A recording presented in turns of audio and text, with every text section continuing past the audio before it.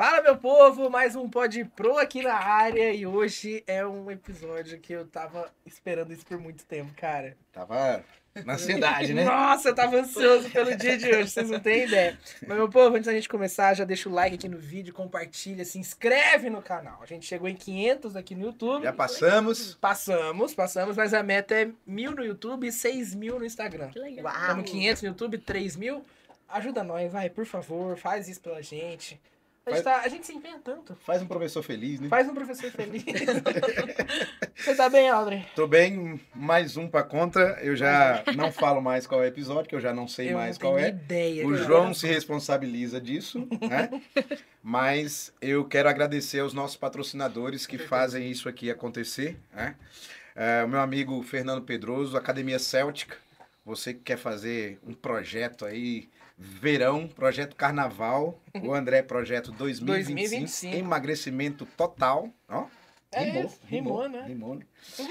E o Fernando também, né, tem ajudado a gente aí com a Bike Hotel Serra do Japi. Você gosta de andar de bicicleta, vem pra cá, pra Jundiaí, não tô ganhando nada da prefeitura, mas vai lá na Bike Hotel Serra do Japi, vai fazer trilha e tem todo o apoio de estacionamento, lavagem da sua bike, limpeza da sua bike e traz a família e vai comer bem isso. pra caramba. O restaurante é top. É topzera. E também, se você quer 2025 começar carro novo, Car Shop, do nosso amigo Renan. Troca carro, vende teu carro, sai com um carro bonitão. Antes eu fazia piada de que o Aldrin falava da academia e eu do carro, só que esse ano eu não posso. Então eu não tô mais fazendo a piada pra você ter carro. Isso, é porque Você agora vai ele tá na comprar o academia. carro pra você ir pra academia, tá, seu vagabundo? Ai, eu sei. Tá pensando o quê? Cara sinistro, mano, Você vai agora. comprar seu carro, vai treinar e é isso, fechou? Boa. E lembrando que o Renan foi meu aluno. Aí você viu só? Viu Foi só? meu aluno. Vida né? de pro. É isso aí. Gente, nós estamos aqui hoje com uma dupla. Uma dupla dinâmica. Imbatível. Né? Que parece irmãs gêmeas. Parece muito. Já cara. gostei. Eu sou muito fã. Eu sou muito fã. Eu também sou fã demais. Nós estamos aqui com a professora Jaque, né? Nossa parceira. Trabalhamos juntos em várias aí. instituições, estamos aqui, Honra. somos amigos. Com certeza. E é PhD, ela vai falar do currículo dela aí, né? A bicha tem um currículo da hora. É, o currículo punk. E é uma professora incrível, independente do currículo, Eu sou né? suspeita a falar. Isso. E a Rachel, quem tá vendo aí, a irmã gêmea, né? Não é não? É a filha da Jaque, mas tá aqui com a gente. Incrível, uma aluna incrível. Fantástico. Aprovada na USP, fez a matrícula hoje e tá aqui com a gente para compartilhar com vocês, galera, que não querem papo de professor, mas querem papo de adolescente. A gente também tem papo de adolescente tudo estudioso. Tem tudo aqui, né? Tem tudo, hoje tem tudo aqui. Tem para todos os gostos, né? E eu vou confessar uma coisa aqui, eu já contei pra Jaque isso. Eu fui chamar a atenção por sua causa, já sabia, Rachel? É sério? É verdade, isso não é história. Na verdade, eu falei, verdade. eu falei, eu dava aula no primeiro ano, né? E aí eu começava a dar aula e a Rachel subia o sarrafo. E aí eu ia junto. E aí ela subia e eu ia junto. No final das contas, eu tava dando aula só pra ela. Eu gosto muito de geografia, eu gostava muito. Então, e aí a coordenadora veio e disse assim, Audrey, você tem mais 30 alunos em sala, não dá aula só pra Rachel, pra, né? Todo mundo tá pagando. Os 30 alunos fazia igual ela. É, então... Não vou nem falar, não, os caras estudiosos também. A galera era boa. Eu A não galera era conheço boa. vocês, tá? Aquela galera era boa. Eu sou meio suspeita a falar, mas a minha turma foi um terceiro ano aí forte. É, não, a Muita galera é boa. aprovação. Forte. Legal. Uma Muita turma aprovação. excelente. A minha sala, todos que fizeram pro camp passaram, de primeira chamada. Todos. Muito legal. Legal. Na sala. Vamos começar pela mais nova? Pode ser. Fala pra Presente, por favor. Quem é a Rachel? Quem é essa menina que a gente admira pra caramba? Olá, meu nome é Raquel Massagard Mendes, eu sou filha da professora Jaqueline Massagard Mendes. Nem precisa dizer, né? É igual, Não, o DNA aí já igual. foi. Eu tenho 17 anos, eu amo escrever e eu gosto muito de música. E recentemente, há 6 dias atrás, na verdade, hoje é dia 28 de janeiro, isso foi dia 22, eu fui aprovada no curso de jornalismo pela Universidade de São Paulo, a USP. Para poucos, para poucos. Para poucos. E aí, a gente fala assim, foi aprovado na USP, né? Qual a rotina? Como é que consegue passar na USP, assim, de primeira ainda, né? Porque saiu do terceiro ano e já passou no vestibular. Vamos lá. Eu acho que eu sempre fui uma aluna estudiosa, mas eu nunca fui aquela aluna que passava 5 horas estudando. Eu sempre priorizei muito descansar também. Eu acho que é muito importante você não enlouquecer. Eu acho isso Manter a importante. sanidade Faz parte, mental. né? Pra A gente depois tá não ir precisando pro muito disso, cara. psiquiatra, né? Mas eu acho que eu sempre me considerei uma pessoa muito curiosa. Quando eu cheguei no primeiro ano de ensino médio, eu fiquei muito animada com conhecer coisas novas. Ó, que legal. Eu via as coisas que os professores me falavam, eu ficava muito animada com tudo. Legal. Eu via um monte de matéria nova no currículo, biologia, química, literatura, sociologia, filosofia, um monte de matéria que eu não tinha tido nos meus últimos anos de escola e eu estava tendo pela primeira vez. Então, eu sempre fui muito curiosa. Eu sempre ficava olhando para a matéria, para a aula, e eu queria muito aprender sobre. Ó, que massa. Então, eu acho que eu sempre me envolvi muito com o conteúdo. E eu tinha uma rotina de estudo de chegar em casa e rever tudo que eu tinha visto no dia. Aula dada, aula estudada. Aula dada, era aula estudada. Perfeito. Normalmente eu tinha coisa de 3, 4 aulas no dia, matérias, né, no caso. Uhum. E eu chegava em casa e eu estudava. Eu revia os conteúdos um por um. E mais em matérias de exatas do que de humanas, eu fazia exercícios das matérias para conseguir fixar melhor o conteúdo. Legal. Então, eu sempre voltei para casa e revisei. Uma coisa muito interessante é que, assim, hoje em dia a gente ouve dos alunos assim, pra que eu vou estudar física? Nossa, Pois exatamente. Pra que eu vou estudar geografia se eu vou fazer Onde eu uso astrogeofísica? isso? Onde eu vou usar isso? Claro. Exato. Aí a gente vê a diferença, Da pessoa que era curiosa. dizendo assim, eu Gosto. amava conhecer. Cara, isso dá Independente gosto do de que ouvir, isso ela dá ia gosto de ouvir. fazer, ela queria conhecer, Isso ela dá queria gosto de buscar, ouvir. né? Mas essa busca vem da mãe, vem do pai, vem de quem? Vem da família? De ambos, e não só deles, mas dos meus avós também. Meus avós são muito inteligentes. Para começar falando dos meus pais, eu sempre tive pais assim que incentivaram muito o estudo. Meus pais sempre... Olha, eu gosto mais de humanas. Eu sou de humanas, mas meus pais sempre me mostraram muito de astronomia. Eu cheguei no colégio muito apaixonada por astronomia. Eles sempre me levaram em planetário, conhecer coisa, ver coisa, em museu. Principalmente de humanas, a gente sempre foi muito em museu de artes, essas coisas. Meus pais sempre mostraram muito dessa curiosidade em mim. E meus avós são muito inteligentes. Minha avó materna e minha avó paterna, elas sempre foram muito inteligentes e sempre gostaram muito de muita coisa. E meus avós, o materno e o paterno também foram muito inteligentes. O meu avô materno, ele lê um monte de livro, tem uma biblioteca na casa dele. E meu avô paterno, ele é muito inteligente, muito vivido e tudo. Então, eu acho que eu puxei essa curiosidade deles. Ó, que massa. Também, né? Esse, A família é o muito negócio aí, curiosa. a receita estava pronta? Exato. Se o pai e a mãe não chorar agora de emoção. Faz 6 dias que a gente tá chorando. Com os resultados. Jaque, e a gente vê assim o brilho nos olhos, né? E, gente, não é porque a gente tá aqui, a Jaque tá aqui. O brilho nos olhos da Jaque, Verdade. quando vai entrar em sala de aula, é Não, impressionante. Exatamente. Nossa, o primeiro dia da Jaque era, cara, é motivador, cara. Ela preciso chega sorrindo, ela chega empolgada, ela chega feliz. todo dia. Todo Até dia. recebendo bronca. Que não é Já pouco. viu dando bronca.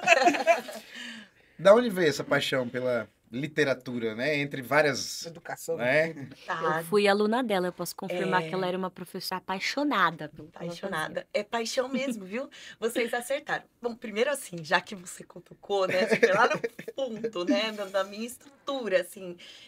Eu vejo isso, parece que isso me chama, sabe? Tem um magnetismo aí, que eu não sei muito explicar. Uhum. Eu tenho um lema para mim, na minha carreira aí, docente, né, na minha vida de professora. Eu gosto muito de uma frase do Mário Sérgio Cortella, que ele fala: o que é o professor? Ser professor é a incapacidade de você se conter dentro de si mesmo. Nossa. Aí você transborda, cara. Eu sinto isso, sabe? Eu acho que... O que a gente transborda na vida das pessoas? Aquilo que você vai se enchendo. O que você coloca na sua alma? Né? O que você preenche? Qual que é seu conteúdo? Quando você sente que não cabe mais, você transborda e você precisa compartilhar. Eu creio que ser professor é meio isso. Acho que a pergunta que tá antes de literatura, de paixão por literatura, acho que é essa. O que faz seus olhos brilharem, né? Nossa, o que seu coração bate? Você fala: uau, nossa, eu quero muito isso.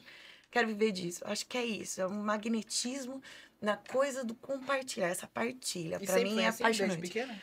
Desde pequena, eu não sabia que eu queria ensinar, lecionar. Eu achava que não. Mas desde pequena, eu fui muito inclinada para humanas. Legal. Mesma coisa que a Rachel comentou aqui, ela é muito parecidinha, né? O interesse pelas artes, por humanas, por leitura, por poesia. Eu sempre gostei de esboçar poesias, tinha poesia arquivada em pastinha, acho que eu tenho várias guardadas. Papel de carta. Até hoje, papel de carta, aquela coisa raiz, né? Então, sim, precede, né? O que eu acho que é um chamado, assim, sei lá, uma inclinação que precede a carreira.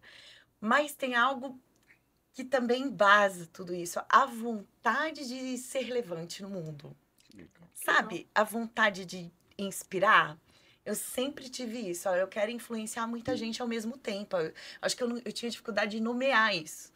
Né? E quando eu cresci, eu acho que o ser professor apareceu. Nossa, que bonito, já. Sabe? Bonito. Isso embasa. Essa coisa de influenciar é muito forte para o professor, né? Aquele professor na essência mesmo, Sim. né? E ao mesmo tempo, assim, as pessoas podem estar se perguntando, e eu queria que você colocasse pra gente. Você é uma pessoa que tem uma formação gigantesca. Né? Enorme. Você é Enorme. PhD, explica aí pra gente que área e tal. E aí a pessoa pode pensar assim, a Jaque poderia estar só no mundo acadêmico. Né? E a gente sabe que a Jaque tem competência para isso. Também trabalha no mundo acadêmico, Sim. Sim. né? Nas faculdades, universidades. E por que ainda chama a atenção o ensino básico? Legal essa pergunta, gente. Porque, na verdade, eu fiz um pouco, talvez, ao contrário do que muitos colegas nossos. Eu comecei no mundo acadêmico, né? Quando eu prestei vestibular, eu já sabia, eu tinha uma meta, assim, a longo prazo.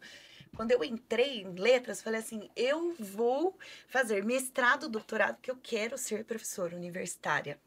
Eu gostava de ter essa troca, mesmo mais ou menos no mesmo nível, né? Ter esse nível de abrangência. Então, eu já sabia que eu queria fazer mestrado e doutorado. No entanto, tem uma coisa que liga, né, as coisas que eu faço. É assim, não sei, eu imagino que ser professor, você está no momento e no lugar exatos onde você pode moldar mentes. Na universidade, eu não tenho dúvida sobre isso. Mas, peraí, se você quer moldar mentes, despertar para o pensamento crítico e criar uma geração para impactar esse tempo, peraí, eu acho que eu preciso ir um pouquinho antes. Então, eu estava lá já há mais de uma década no ensino superior, atuando, né?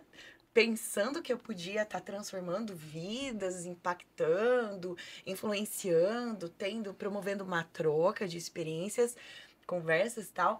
Mas foi quando eu senti, mas também eu tive indicação, né? O Rick tinha algumas escolas como clientes e surgiu uma oportunidade. E eu agarrei, né? Eu falei, vou mergulhar nessa oportunidade. Gente, eu vou falar que eu me surpreendi. Quando eu pisei no ensino, claro, eu tive minhas dificuldades, tive meus desafios. A dinâmica é outra. É outra dinâmica, mas quando eu pisei numa sala, eu falei, uau.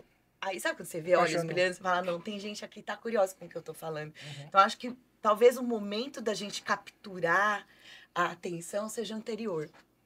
Seja anterior. Então, mergulhei para o ensino médio. Que legal. E sua formação de doutorado, mestrado, foi na área de letras? Foi na área de letras, né? O mestrado, doutorado, mas depois, porque como eu tinha uma atuação no ensino superior, eu pegava muitos cursos diversificados, que não eram apenas as licenciaturas.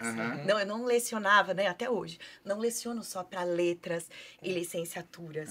Eu leciono para muitos cursos, assim, da área de gestão, administração, engenharias, psicologia. Nossa. Por quê? Geralmente eu leciono uma disciplina que é comunicação e expressão, comunicação empresarial. É abrangente, trabalha conceitos de liderança, de retórica, persuasão. E aí o PhD acabou sendo em Business Administration. Então é aquela professora de letras que foi se aventurar também no business. Curiosa também. Curiosa também. Que legal, cara. E a gente fala escola e a gente fala de ensinar. A gente que é da área de humanas, e aqui tem uma mesa de humanas, tem mais um aqui por trás das de hoje, câmeras. galera. É só o João aqui que tá, né, na tecnologia aqui. A né? galera toda aqui. Mas todo mundo da área de humanas aqui. E eu acho que existe uma desvalorização da nossa área, né? Você tem que aprender matemática, Exato. física, química. Você é um pouco menos porque você ensina português, então assim, né? Tem melhora. importância Mas tem a literatura. Tem a literatura aí, né, por trás. E como você lida com isso? Porque, assim, essa desvalorização da área de humanas, de literatura... O meu irmão, assim, ele é médico, o irmão mais novo. E um dia ele foi fazer o vestibular, e aí eu disse assim, cara, todo mundo estuda muito tudo para fazer medicina. Estuda muito geografia e história, cara, que aí você vai explodir, né, na área que a galera deixa de lado. Aí ele falou assim pra mim, não, cara, na época, né, é só eu ler umas revistas e assistir uns jornais Puta, que dá tudo certo. Não. E deu tudo errado. Nossa, não era bem assim. Pelo menos na primeira vez que ele fez, deu tudo errado. Depois ele passou. Mas assim, essa desvalorização da nossa área e da literatura, da leitura, né? E a Rachel também pode participar. E a Rachel, além de escrever, lê muito, né? Eu amo ler. Então, e aí é um grande diferencial para o que a gente vai interpretar, para o que a gente vai viver, para a vida. Como você lida com isso, já que essa questão da literatura? Existe, com certeza, sem dúvida alguma, existe esse estigma da área de humanas, e dentro de humanas, se a gente for multifacetar aí, eu creio que a leitura também fica subjugada e fica no cantinho, para escanteio, o que é uma grande tristeza, né? Eu acho que as pessoas elas se esquecem do poder da arte, mas quando ela tá estressada de uma semana inteira de escritório, dos projetos de engenharia, para onde ela vai buscar socorro? Na arte. Em nada que é técnico. Ela vai buscar o aconchego, o descanso na arte, certo? Seja no cinema, num bom livro, Na música. no museu, na música, é onde ela recebe o aconchego. Na terapia, quer dizer, não tem a ver com técnica, né? Então, eu acho que talvez seja isso. Eu acho que nessa sociedade que a gente vive, muito imediatista, as pessoas têm dificuldade de valorizar o que na mente delas não tem uma aplicabilidade muito concreta, visível e rápida, né? Porque acho que as pessoas sabem rapidinho me falar qual a importância da matemática, da física e da química. Nossa, e qual a importância do médico? A resposta é muito rápida. Agora, qual a importância de um professor na área de artes e literatura? Talvez seja um pouco menos palpável, e a transformação é a longo prazo, não é a curto prazo. Né? Porque a arte, ela tem uma transformação duradoura. E a visibilidade disso é muito posterior, é muito depois. Né? Então, eu não sei, acho que vocês já devem ter assistido aquele filme maravilhoso, clássico, Sociedade dos Poetas. Nossa, com certeza. Com o Robin Algumas Williams. vezes. Meu professor de literatura, meu Minha amigo, professora de literatura. meu pai, Josivan Ribeiro do Monte, que me trouxe pra sala de aula, eu assisti na aula dele, incrível. Eu tenho Minha mãe me fez assistir esse filme. Professor Rodrigo de professor literatura me fez assistir também. Então esse exemplo tem que ser resgatado. E eu acho que o que nos liga, né, a mim e a esses professores que vocês estão citando, eu acho que é o mesmo motivo. Porque através da boca daquele personagem do Robin Williams, Nossa, que, né, que por que ele era inovador? Né? Não é só porque ele subiu na mesa para romper os limites impostos, não. O cara, ele simplesmente, uma das frases principais do filme, vocês vão se lembrar, né? Ele fala, matemática, física, biologia, com certeza eu vou parafrasear, né? Não vou usar as mesmas palavras, são imprescindíveis para a humanidade, né? E a importância, ela é inegável, incontestável. No entanto, a literatura, ela é um cerne, captura o cerne das paixões humanas, né? E o quanto a gente precisa disso. Né? A gente precisa lembrar do que nos torna humanos. A IA tá dominando, gente. A IA tá fazendo o trabalho do ser humano assustadoramente. Né? A passos galopantes. Sim. Nós temos visto a IA substituir ou inovar, né? Mudar as áreas. Mas o que nos torna humanos e diferenciados? Qual é o nosso processamento diferenciado? Né? Eu creio que, até agora, a nossa criatividade, né? Nosso poder de criar arte, tudo bem, existe máquina que cria arte e muito bem, mas tem algo lá que a gente ainda segura como humanidade, cerne de humanidade, sabe? Senso de humanidade. O que eu jogo num papel que me faz tão humano? Né? As imperfeições, né? Eu vou relembrar um outro filme aqui, O Homem Bicentenário. Esse Filme filme é bom. fantástico. Muito bom filme. Que, inclusive, é baseado no livro de mesmo nome, Homem Bicentenário, do Isaac Asimov. Então, a gente está falando de um autor de distopia, de ficção científica, lá da década de 30, né? Lá para trás, no início do século XX, né? Antes da metade do século XX. Poxa, tem uma frase ali também na boca do personagem que constrói, né, o Homem Bicentenário, que é um robô que vai se humanizando, é uma história fantástica. Tem um filme incrível, e é o Robin Williams. De novo. De novo. O cara era 10. Ele era muito bom. Sensacional, que perda nós tivemos. E aí o personagem ele fala assim, são as imperfeições que nos tornam tão peculiares, né? Não são as perfeições, são as nossas imperfeições que nos trazem senso de identidade. Então é isso, nós não precisamos ser perfeitos, né? Nós temos imperfeições e o senso de que a gente tem que mudar, tem que melhorar, tem que ser transformado. Muito legal. E a Rachel foi nesse na bonde onda, aí, né? né? Foi Foi na nesse onda. Eu bonde. fui nesse caminho. Você falou uma coisa assim, eu não estudei tantas horas por dia, mas eu revisar. Mas a sua carga de leitura já era muito grande, né? Eu amo muito ler. Eu vou admitir que eu passei o meu primeiro ano meio na famosa ressaca literária. Que é quando você lê um livro muito bom e fica muito difícil você ter o mesmo apego com os outros. Mas no segundo ano eu comecei a ler mais. Eu acho que do segundo ano pra frente foi o momento que eu mais li, comecei a criar hábito de leitura, embora eu sempre tenha lido muito. Mas eu acho que foi no meu segundo ano que eu comecei a me tornar mais constante com leitura. Mas assim, sempre li muito e sempre fui muito influenciada pela minha família a ler muito. E eu gosto muito de ler. Muito, muito mesmo. Nossa, e aí a gente consegue ver a diferença. A diferença, né? cara. Porque é o que a Jaque falou. Hoje tudo é rápido, tudo é Exato. automatizado, tudo é para ontem.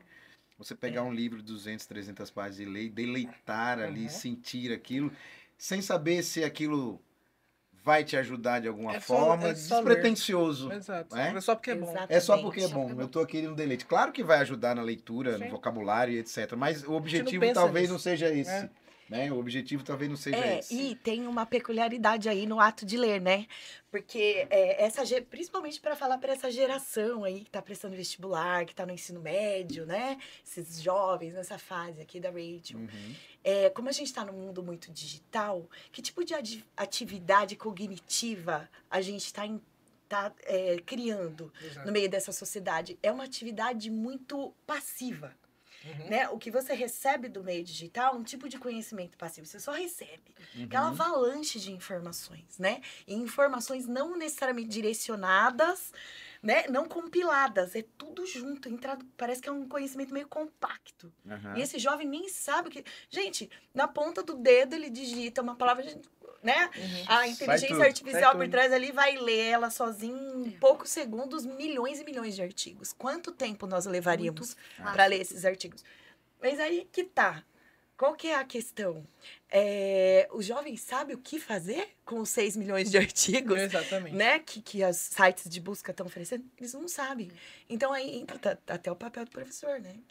Como que ele te orienta? Eu acho que uma das coisas Direcionar. que mais barra os jovens de hoje em dia de gostarem de ler é porque a gente vive numa sociedade cada vez mais utilitarista. E o que é utilitarismo? É uma filosofia que foi criada pelo Francis Bacon, aquele filósofo, em que tudo que você faz, você vai escolher ou não fazer pelo nível de valor útil que isso tem. Exatamente. Então, se não é útil, eu não quero. descarto. E eu acho que esse é o grande problema da nossa sociedade. Porque juntando com o utilitarismo, eu acho que a gente também tem o problema do positivismo. O que é o positivismo? Foi a filosofia de um cara chamado Auguste Comte, que se baseia na crença de que o ser humano está no seu ápice por causa do desenvolvimento técnico-científico. Sim.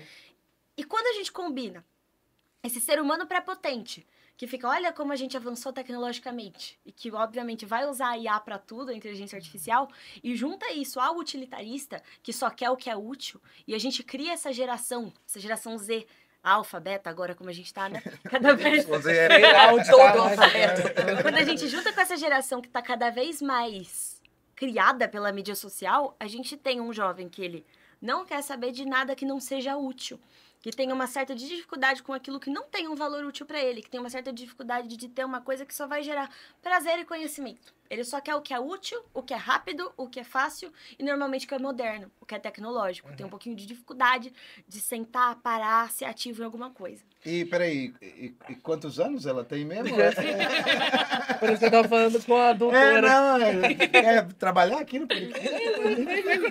Tudo certo. Isso que a Raquel falou é muito interessante, cara, porque esse prazer pela leitura, não necessariamente pensando em algo ou ser útil, como você falou, ela é muito real. Eu lembro que eu fui pastor, vocês sabem, fui Legal. 3 anos como pastor.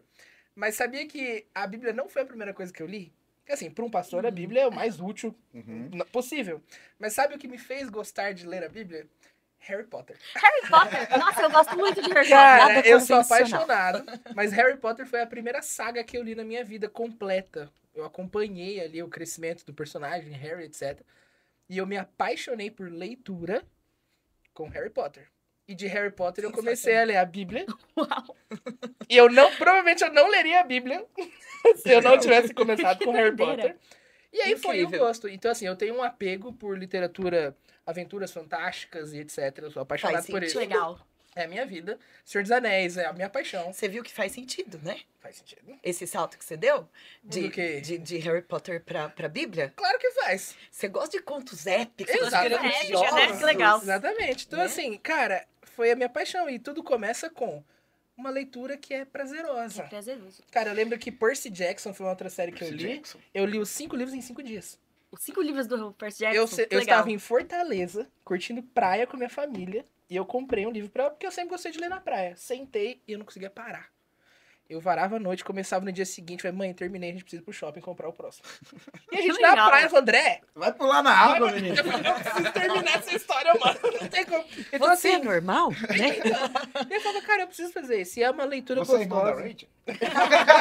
Quem sabe? Tipo assim, só que a leitura despretensiosa por prazer É muito bom. me fez gostar de ler artigos, me fez gostar de ler revistas, Uhum. tudo científico da minha área. É diferente. Isso é muito legal. E, Com certeza. a Rachel falou uma coisa interessante. As pessoas só querem o que é útil. Cara, mas como é que você, com 15, 14, 12 anos, Sabe? tem a capacidade de julgar o que vai ser útil ou não para sua vida? E Né? eu acho que eles pensam justamente no que é importante para a idade deles. Na hora, né? Na hora. E normalmente a maioria dos jovens se influenciam muito por popularidade. Isso aqui sim. vem sim. sido alvo de popularidade. Sim. De, nossa, como eu vou me tornar popular no mundo virtual, por Aham. exemplo. Então, eu acho que eles pensam muito nessa popularidade, no que dá vantagem para eles nesse sentido. É uma utilidade imediatista, que tem valor só na hora? É. Mas é útil Sim. para aquele momento. E aí, como nessa sociedade que quer a coisa para ontem, que não dá valor, como colocar os grandes nomes da literatura para Como esse povo fazer ler? isso? Pois é. Para pessoas normais, diferente do André, diferente da Rachel, né? Por onde começar? Por onde começar, né? Né? Então, legal. Eu gostei da pergunta e antes da pergunta, deixa eu até falar uma coisa que tá Claro, pode falar. me angustiando, mas porque assim, o que acontece, que a gente falou a questão, por que a leitura é tão fascinante, mas poucas pessoas percebem isso e entenderam essa dinâmica. Exatamente por esse utilitarismo e a vontade de receber algo passivo, onde a pessoa não tenha muito trabalho. Né? Tem essa sensação dopamínica aí de, que coisa prazerosa de fazer, e eu não vou ter muito trabalho com isso. Né? Mas o que ocorre? A leitura é um processo que ela vai exigir da sua atividade. Uhum. Né? É onde o seu sistema neurocognitivo vai precisar trabalhar. Você vai trabalhar para criar aqueles mundos que você tá... Que é tão legal ler Imagina. livros épicos. Lógico. Harry Potter. É que gostoso legal imaginar. ler C.S. Gostoso, Lewis, Senhor dos Anéis. Nossa, essas C.S. Lewis é esses muito grandes, bom. essas C.S. Lewis é grandes top. obras, essas grandes narrativas. Porque elas têm o poder de te capturar e a sua mente, ela realmente se transporta para esses Com mundos. certeza. Dos quais você... Porque é uma narrativa muito bem construída. Aham. É uma literatura fina, a gente está falando de coisa alta, né? Então, olha que legal esse cérebro aqui. Aqui, né, o lado do hemisfério esquerdo mais racional, né? Aham. Metódico, metodológico, que quer ver detalhes, mais voltados para exatas, mas esse ponto aqui, o hemisfério direito, mais intuitivo, né? Mais ligado a artes, que transborda, ó, que incrível. precisa ser irrigado. Então, perdão, sorry. Arte e literatura tem muito disso. A Com Rachel certeza. citou, né? Que desde pequenininha a gente conduz, a Rachel, a nossa outra filha também, Esther, a gente as leva em museus. Muito desde museu. pequenas mesmo. Eu vi de, isso no de seu colo, Instagram. recém-nascida no Museu da Língua Portuguesa. Tem fotos. Né? Você viu, Eu né? fiz Falar xeretar de seu novo esses Insta. dias. É, Legal. E toda viagem que a família faz tem um museu. A gente é um pouquinho... Tinha um museu no meio do caminho. Mas Tem um é museu no meio do literalmente isso. caminho. No meio do caminho. A gente é meio legal. fissurado em museu. Tipo, É. desde sempre. Eu tenho memória de ser pequenininha, a gente tá em museu. Que legal. E a gente tem um projeto de família que se chama Um Museu no Mês. E normalmente a gente vai lá Puta pra que São top, Paulo cara. e a gente fica indo em muito museu. E São Paulo é um lugar muito bom pra isso, Sim. porque é quase impossível você zerar a lista de museus em São Paulo. Lá, quando você termina de visitar um, abre um outro. É muito museu lá. É bem legal. E aí, que tipo de contemplação é a arte que o museu traz, né? Que tipo de contemplação? Uma contemplação que exige tempo, Sim. paciência. Não é passivo, como parece, é muito ativo. Sabe, eu falo para os alunos, eu falo, a Rachel é testemunha que eu falo isso, eu falo, ó, o dia que você ficar parado diante de um quadro, uma tela, e ficar assim, ó, vários minutos você venceu na vida. É isso. Né? Que você tá lá filosofando. Sabe quando você vê aquela pessoa filosofando? Tem um ponto numa tela preta. A pessoa tá filosofando. Né? Parece que não tem nada ali. E ela tá viajando. Porque é uma atividade deleitosa. Ela transborda esse mistério direito aqui. Ela exige. E tem que regar, né? Tem que Tem que regar. regar. Exato. E tem que regar. E quem que rega? Quem são os influencers, né, que ajudam esse jovem, esse adolescente, esse estudante a apreciar e a achar isso relevante, né? Então, arte e literatura, elas estão nesse mesmo universo, né, de produções humanas que não são imediatistas, não são diretamente úteis como as pessoas gostariam que fosse.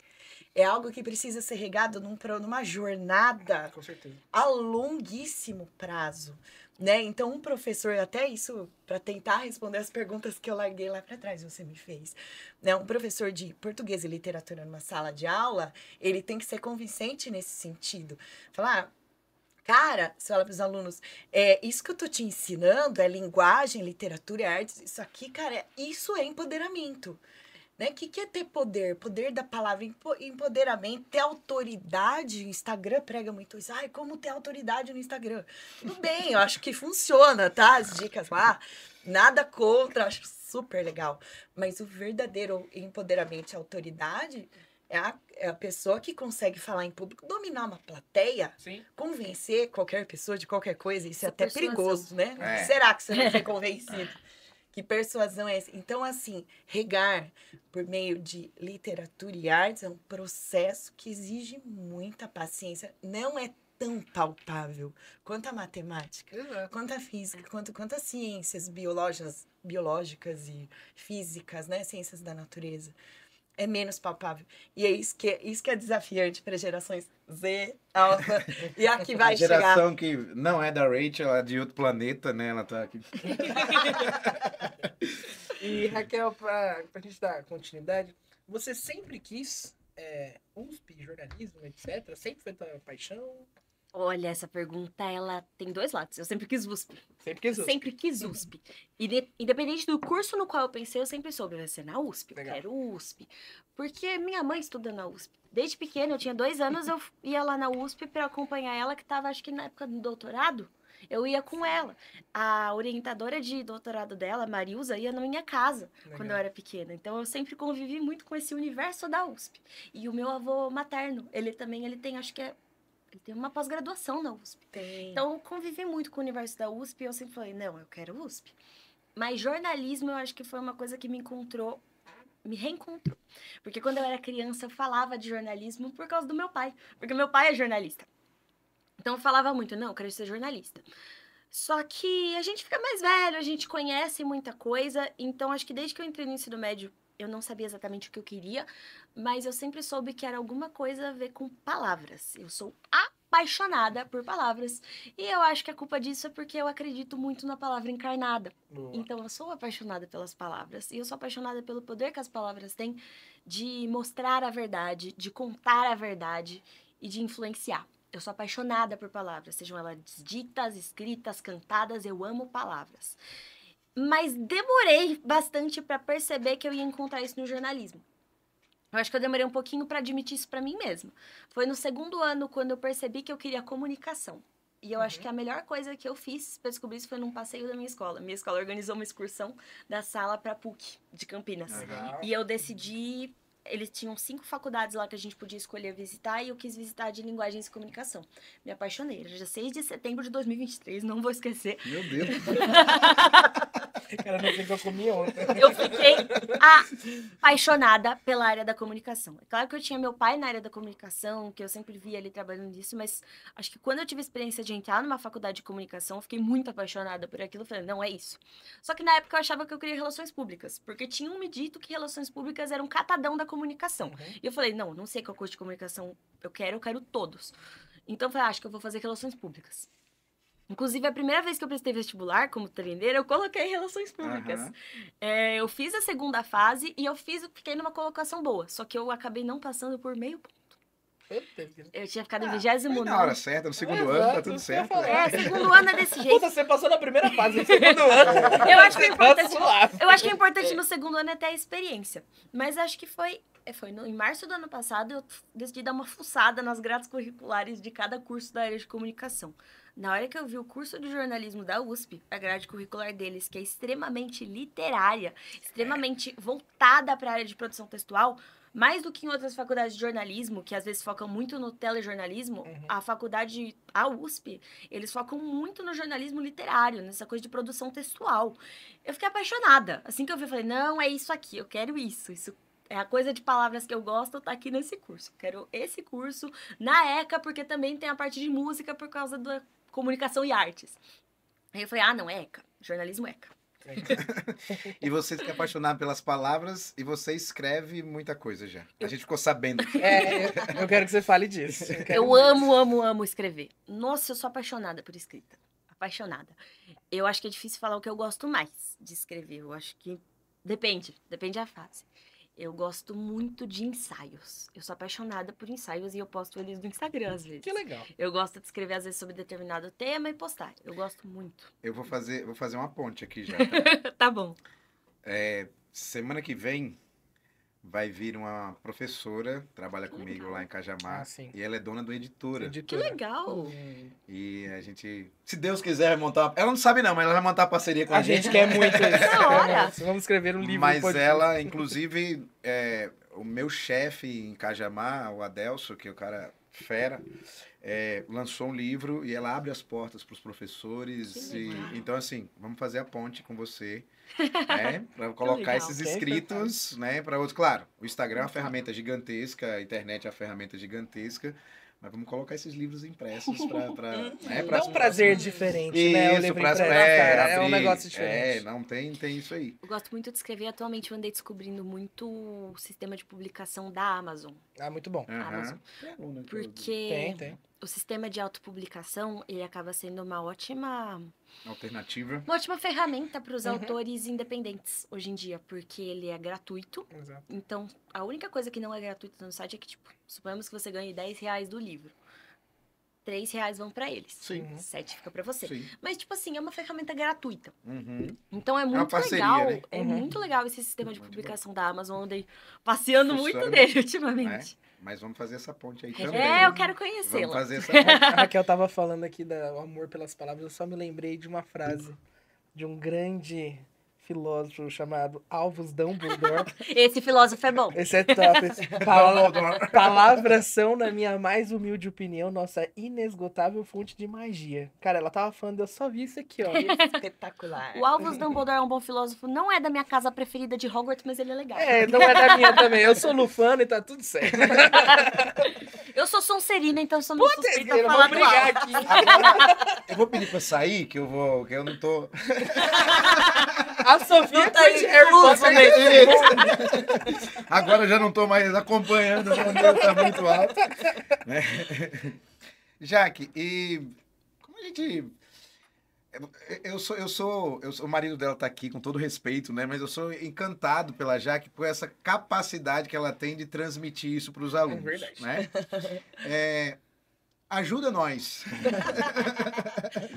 Ajuda os professores, que não têm talvez essa facilidade. Quais são essas ferramentas ou Legal. para chegar até esses alunos, né? Ai, gostei da pergunta.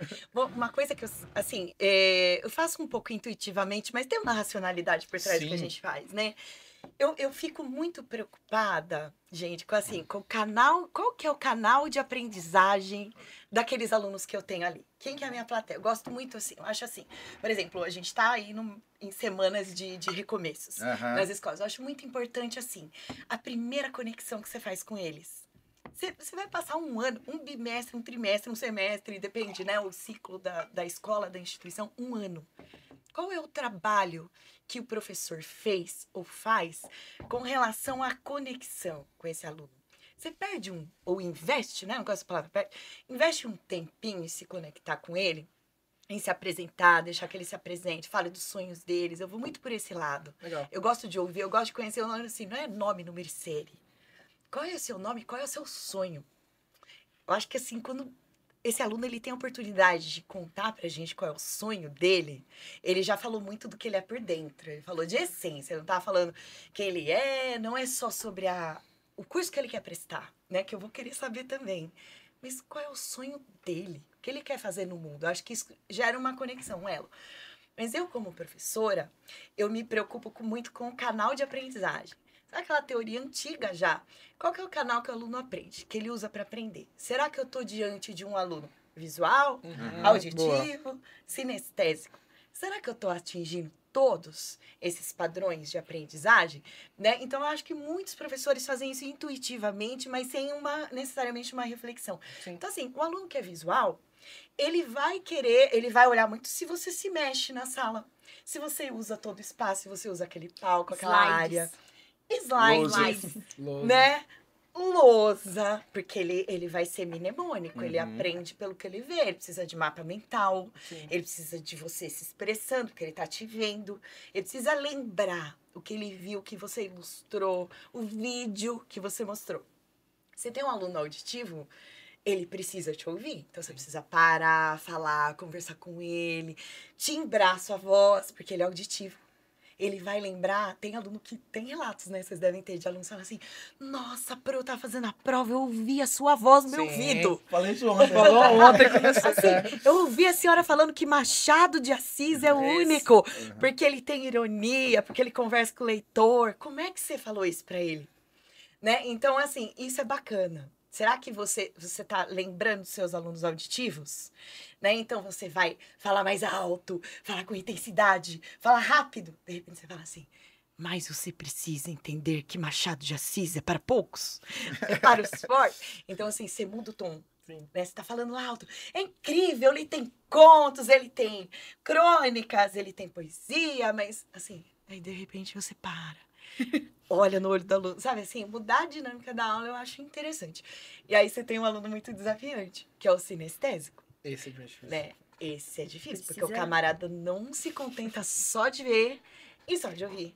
Ele precisa experienciar, que é onde entra tem que levar ele no túmulo do Machado de Assis. Tomé. Tem que levar na exposição. Mas olha, obrigada. É literalmente isso. Você precisa pegar na mãozinha do cara, você tem que sair da sala. É, assim, o mínimo do mínimo do mínimo, o sinestésico, ele quer fazer exercício. É o mínimo que você tem de recursos ali na sala.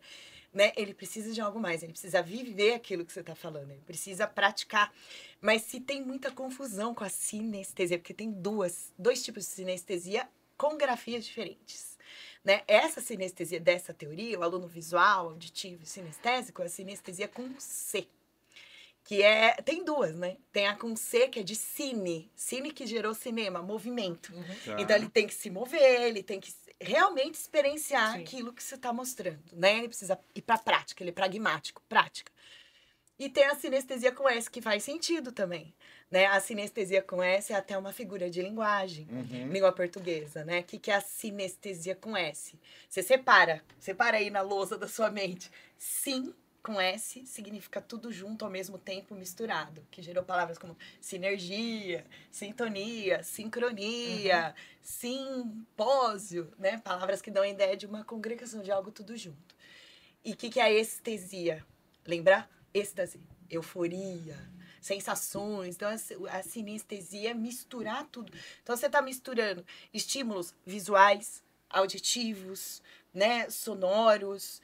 envolvendo a pessoa, fazendo ela ter experiência tátil mesmo, porque por isso que é legal, né? Eu acho que o professor de biologia leva muito pro sinestésico. Sim, Biologia, com química, certeza. ciências, leva lá pra horta da escola, pro laboratório. Isso é muita sinestesia com C, né? Se movimenta aquele aluno, educação física, inteligências sinestésico-corporais. Então, eu acho que é uma boa opção para os professores é se importar com os seus alunos, Cara, com os isso canais de aprendizagem. E importar uma palavra já suficientemente incrível, né, É. cara? O que é se importar com o seu aluno? E difícil com 50 aulas por semana, né? 50 aulas por muito semana e 50 alunos, talvez, Uhum. em muitas salas. Uhum. Mas o que é se importar? In significa Uhum. trazer para dentro. E portar é portar, carregar. Uhum. Se importar com o seu aluno é carregar seu aluno para dentro de você. Isso faz toda a diferença. Uhum. Caramba. Pode acabar, tchau, gente. Acabou o podcast. É isso, Valeu, eu é não isso. tenho nem Obrigado, comentar, gente. cara. Vamos cobrar agora a palestra da gente. Cara, eu ouço isso e eu falo, cara, eu sou uma vergonha. Eu sou um lixo. Errado, mano. Ainda bem que vocês são humildes, né, amigo? Não, mas eu penso isso porque, assim, isso é uma dificuldade minha.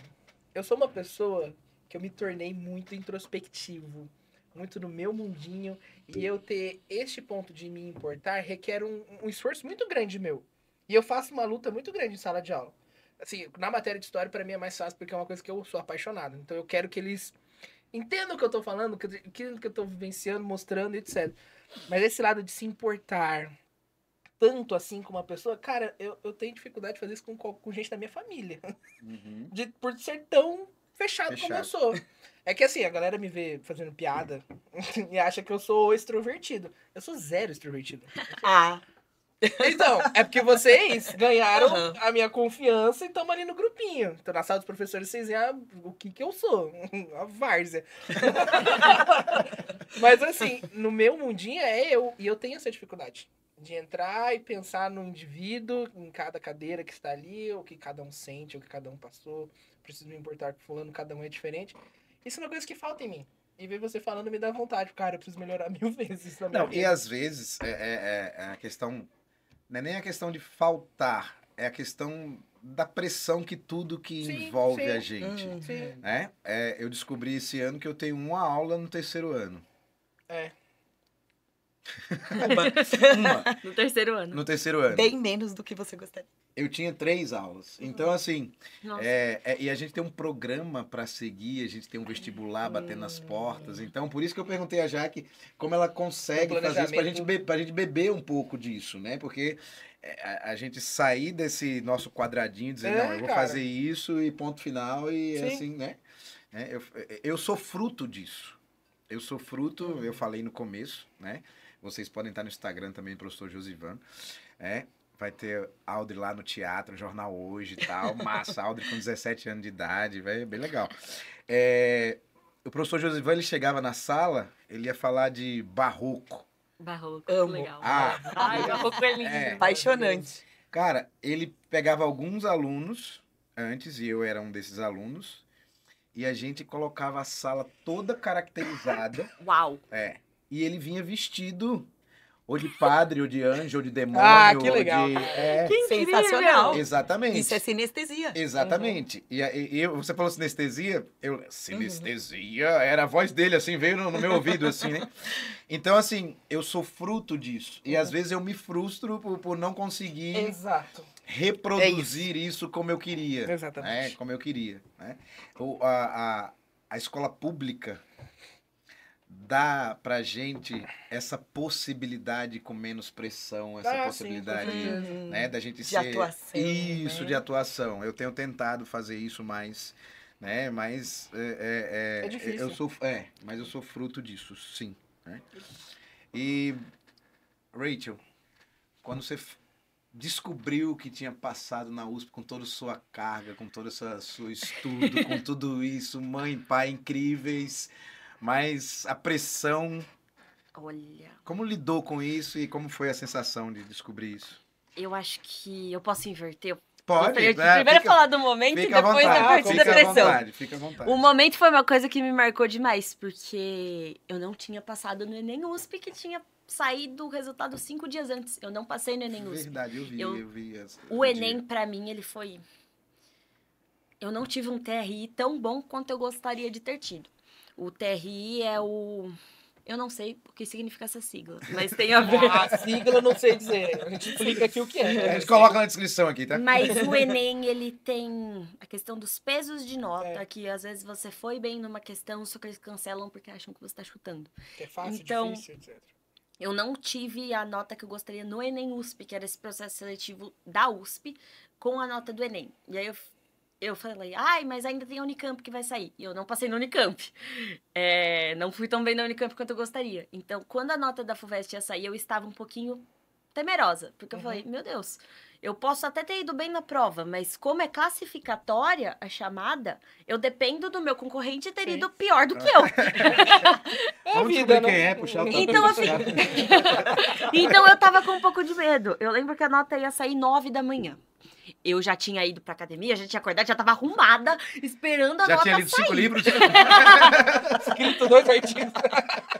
Porque eu tava tentando ocupar minha cabeça até a nota sair. Aí eu lembro que eu abri o computador, eu tava olhando pra ver se a nota ia sair. Meu pai estava do meu lado com a mão tremendo, que nem a minha. Ele tá aqui, O tá indo, tá? o lado forte tava aqui, ó.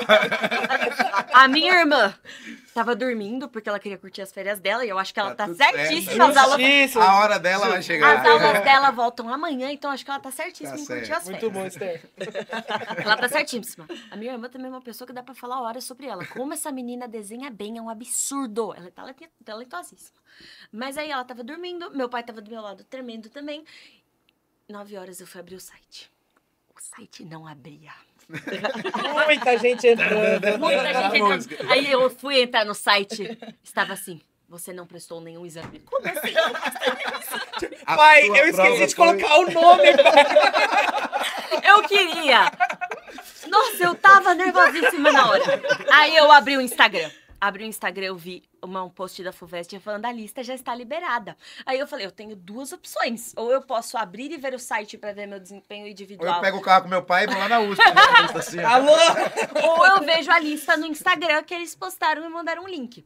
E eu queria ver meu desempenho individual, porque aí eu já sabia que se eu tinha ficado numa classificação Aham, boa, aham. caso eu pudesse ser chamada de segunda chamada, que era o que eu tava achando que ia acontecer. Aí eu abri a lista. Eu tava com medo de olhar se estava meu nome na lista. Essa sensação. Cara, eu tenho zero saudade É disso. tenso. Tá doido, cara? Há 10 anos Minha mãe atrás, tava na eu reunião do tenho zero Adventista saudade, na cara. hora e ela me falou que ela também tava tensa na hora. Eu já te conto como sua mãe estava. Eu quero muito saber. Eu vou falar. Não, Eu ela, vi. ela Eu já te conto. é uma mãe viu? e, acima de tudo, uma funcionária exemplar. Porque se é meu filho, Puta, nem tô falando. Eu quero muito saber o lado da minha vida. E aí, era Mas você viu a 9h15. reação. Era 9h15 e o site não abria. E o site não abria de jeito nenhum. E aí eu abri o Instagram de novo pra ver se o site abria. É quando eu vejo que alguém tinha começado a me seguir no Instagram. E eu, curiosa, fui ver quem será que começou. Eu vi que era uma menina que fazia jornalismo na USP. Na hora que eu vi, eu falei, como ela me achou? Por que que ela faz o mesmo curso que eu quero fazer? E por que que ela começou a me seguir quando a lista é liberada? E a lista da USP, eles colocam o seu nome do lado do seu curso, né? O código do seu curso. Eu falei, como que ela me achou? Nisso, eu tenho essa que tava, eu abri a lista, eu coloquei na mão do meu pai, eu falei, pai, olha. olha a lista e não me fala, Aí eu eu- não quero saber. Aí o pai devolveu, eu não tô conseguindo ver. Olha você. Eu falei pra ele, eu não quero saber. E enquanto isso, eu abrindo o site pra ver se eu via alguma coisa no site. Aí do nada eu ouço meu pai falando assim, filha, essa lista é oficial? Eu falei, é oficial? Ele falou, você tem certeza que é oficial? Eu falei, eu tenho certeza que é oficial. Aí ele falou, de primeira chamada da matrícula? Eu falei, de primeira chamada da matrícula. Aí do nada ele coloca o telefone na minha cara assim. Aí eu vejo o meu nome lá. Na hora eu gritei, eu falei, passei! Aí eu liguei pros meus amigos da igreja, liguei pros meus avós. Minha mãe me ligou de chamada de vídeo. E eu sei que ela tá em Já reunião falo com como vocês. foi esse, já falo. Então foi muito emocionante, só que eu acho que eu tive um delay de 5 minutos pra falar, é de verdade? Caiu a ficha. Demorou um pouquinho pra Demora. cair a ficha, mas foi muito gostoso na hora que eu vi que eles tinham me mandado as informações que eu precisava colocar na matrícula. Foi muito bom. O site demorou pra abrir, inclusive eu vi pela lista primeiro e depois pelo site. O site levou mais meia hora pra abrir, Nossa. mas aí depois eu consegui ver o meu desempenho na prova, a nota que eu tinha tirado, a nota de redação, a classificação. Mas foi muito legal. E aí você perguntou sobre a pressão também, né, da prova. Vamos lá. Eu acho que a gente passa um ano inteiro ouvindo muito sobre vestibular no terceiro ano. E o Colégio Cristão, eu amo o Colégio Cristão. Eu gosto muito de lá. Foi uma experiência muito boa ter estudado lá. E lá é o colégio que é o sistema 3x2. Você vê os 3 anos de ensino médio nos 2 primeiros anos e o último ano é como se fosse um cursinho. Então a carga horária é pesada, é bastante tempo lá. O volume de matéria por dia cresce muito, muito, muito. É muita prova, é muito simulado, então você passa o ano inteiro sob pressão. E quando começou a chegar mais perto da data do vestibular, eu já tinha estudado para conseguir deixar meu boletim ok. Então eu já não estava mais tanto assim precisando de nota e eu tinha ido religiosamente na escola, então eu não estava com tanto problema com falta. Então eu lembro que eu faltava muito para estudar e fazer simulado. Então eu acho que eu entrei em outubro já nesse mundo de adrenalina pro vestibular. Então, acho que eu não fiquei tão nervosa para as provas por causa disso. Eu já fui me inserindo nesse mundo, o colégio já tinha treinado muito a gente para essa coisa de simulado, de provas cumpridas. Então, acho que eu já estava muito imersa nesse universo. E minhas férias começaram cedo também. Então, eu já estava imersa nesse universo de vestibular, de faz simulado, de tem tanto tempo para fazer. Então, eu acho que eu fui acostumando com essa pressão de vestibular. Mas eu acho que quando começa a sair os resultados, a gente fica bem nervoso. Lógico. A gente fica bem nervoso. Não tem como. E uma coisa, um abraço, Adriana, professor Renato, né? Eu trabalhei no Colégio Cristão, momentos felizes da minha vida. Foi meu professor, inclusive. Foi muito legal. Mas ela falou uma coisa interessante, a questão da pressão. E essa juventude de hoje não consegue muito viver sob pressão. Não aguenta pressão. E ver a Rachel falando isso com 16 anos de idade é 17. Muito... Isso. 17? Isso. Quer dizer... é muito legal. De entender que, assim... Faz parte. Faz parte do processo. Pra cima. Aí a gente volta, porque a Jaque estava falando. É um processo longo. Opa. Né? Como a leitura. Você não vai pro final do livro. Exato. Né? Você vai construindo aquilo na sua vida. E a pressão faz parte disso. Vai degustando, né? Exatamente. E como ela amenizou isso? Se preparando. Exato. É o que dá pra fazer. Exatamente. Quanto mais ela estudava... Fora que às vezes você tem a pressão do próprio vestibular e fora as pressões externas que esse jovem pode estar vivendo, né? Outras áreas da vida, né? Outros fatores, né? Cada jovem com a sua peculiaridade, sua particularidade, sua história. Mas às vezes ele está vivendo algo na casa, na família, com os pais, nos vínculos de amizade. Isso é aquela pressão externa que está atingindo o emocional desse jovem fora o vestibular. Fora o vestibular. E assim, a gente, às vezes, como professor, a gente pressiona o aluno também. Sim, porque, assim, por exemplo, uma aluna como a Rachel, o cara diz assim, essa vai passar. Tem uma expectativa. Exatamente. Né? Você pode até não falar para não aumentar o peso, mas aí essa, né? Até não olhar, não, pô, valeu, esse exercício aí não é todo mundo que faz, não, top. Valeu, parabéns. Então, assim, a gente tem até que se controlar. Sim. Né, para não colocar mais essa carga, né, nas costas O cara fica doido. dos nossos alunos. Exatamente. Mas isso é muito legal. Posso só contar como que tava a Jaque? Pode. Eu quero muito ouvir isso. Isso daí dá o corte, velho. Isso daí é o corte, velho. Ouçam. 500 mil de visualizações. Estava eu, sentado no computador, fazendo meu planejamento. Aqui, ó, aula de terceiro ensino médio, história, Segunda Guerra Mundial, vamos lá. Aí eu sou... E a palestra rolando.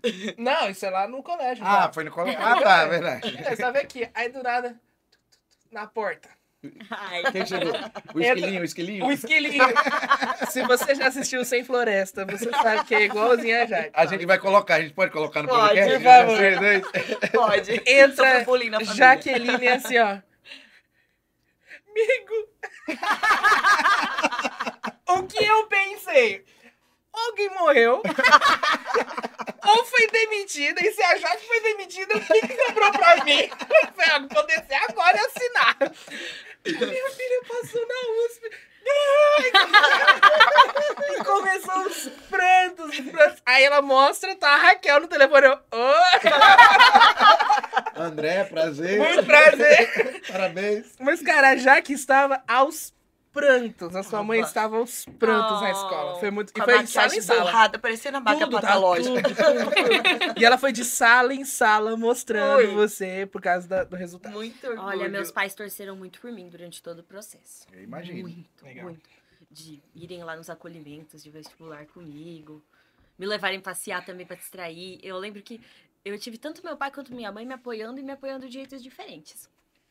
A minha mãe, ela sempre me incentivou muito com as redações, com a parte de literatura, com toda essa parte linguística. Ela sempre me ajudou muito nisso, sempre me mostrou muito dos livros, conversou sobre os livros que iam cair comigo. E meu pai sempre me ajudou porque quem ficava em casa comigo de manhã quando eu tava estudando era meu pai. Minha irmã tava na escola, minha mãe tava trabalhando e eu ficava com o meu pai. Eu lembro que às vezes meu pai via que eu tava muito tempo estudando e ele falava: filha, Vamos caminhar? vamos comigo até o bolão? É isso. Passear lá um pouco? Muito Aí eu ia legal, junto. Que ele é o fitness, Muito né? legal, Ele é o muito líder legal, fitness. É. muito legal. Inclusive, eu fui muito pra academia com ele na época de vestibular. Eu amo academia. Amo, de verdade. Academia, Faz karatê, bem. gosto demais. Eu ia muito na época de vestibular, às vezes, no meio do estudo, pra distrair um pouquinho. Tá certo. E uma coisa muito, muito, muito importante.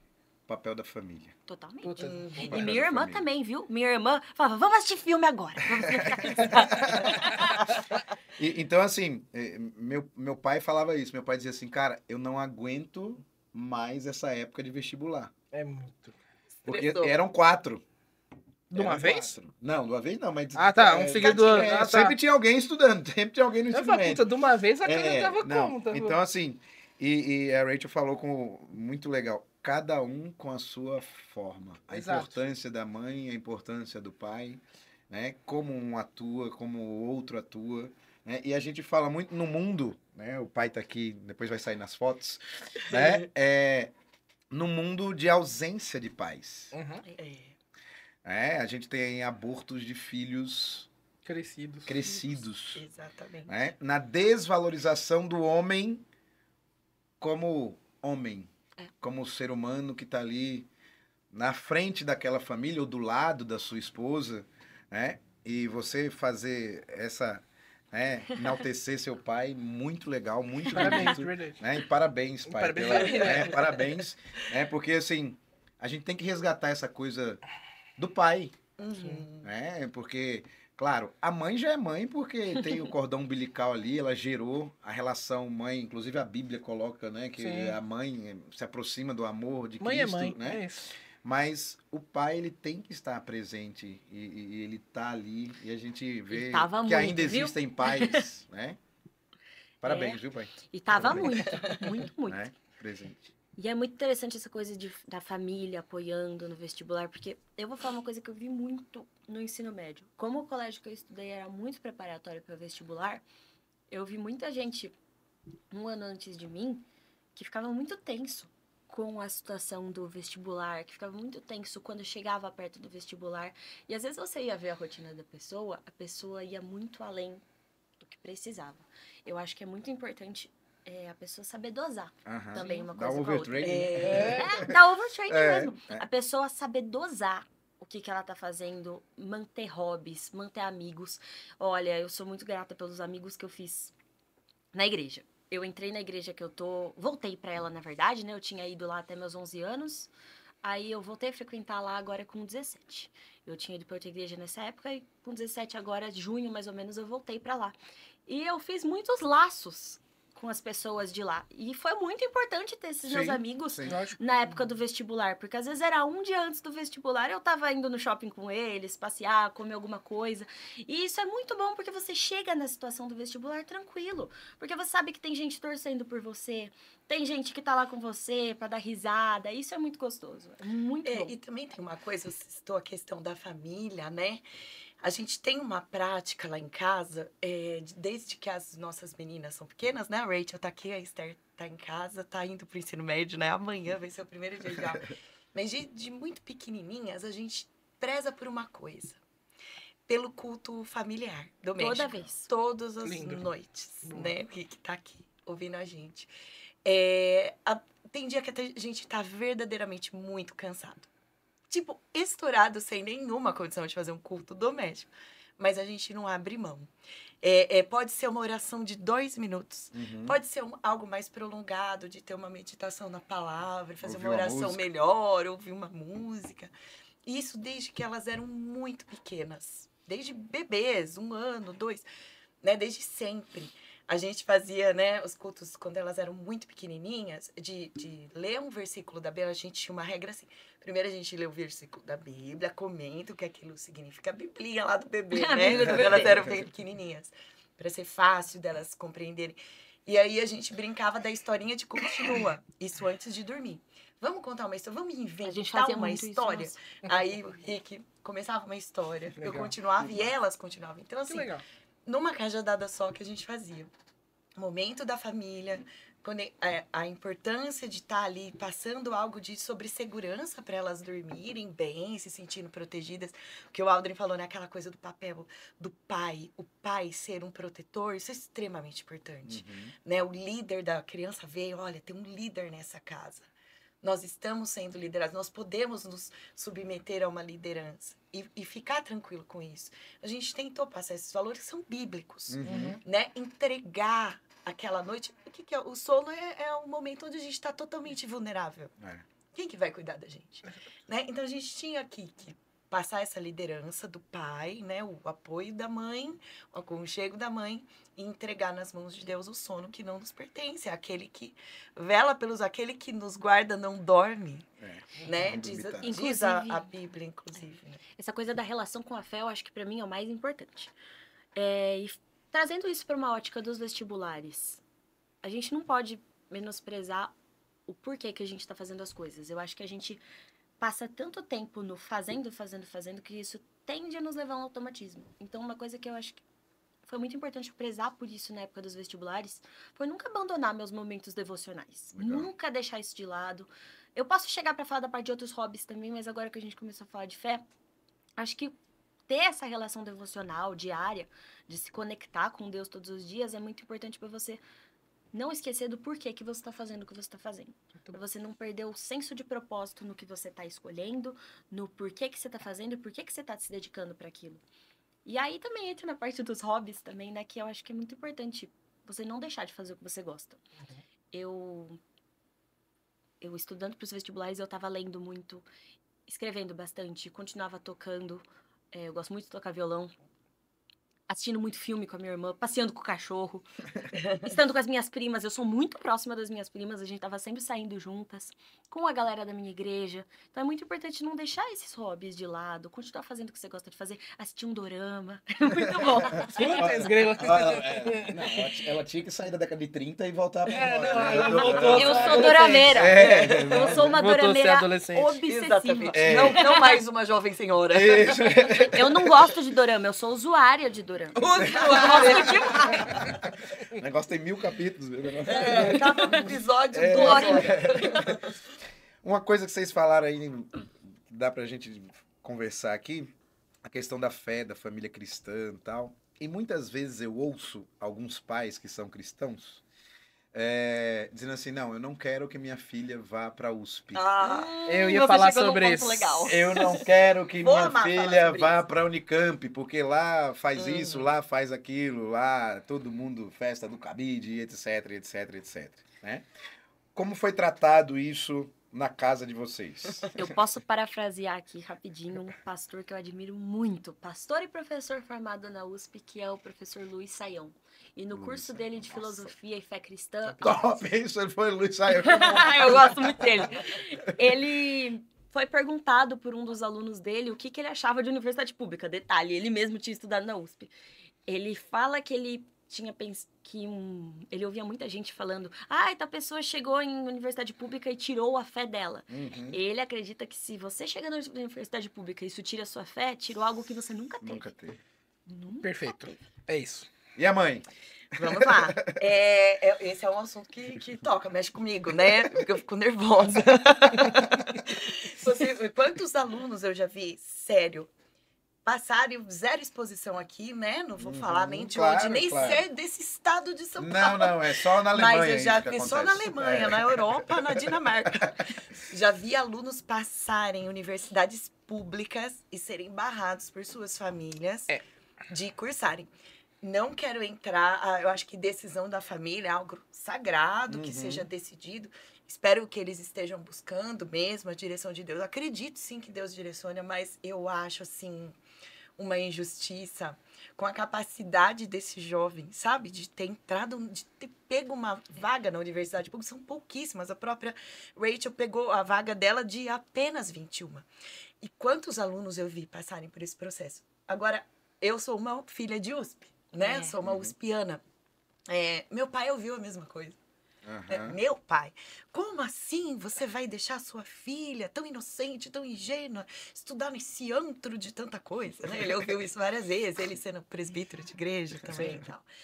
E ele só virava, meu pai muito assim, manso, pleno e fleumático.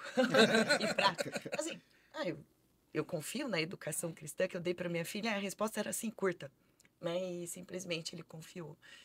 E eu continuo pensando isso, sobre confiar na educação cristã que a gente dá para os nossos filhos. Mas o que eu acho?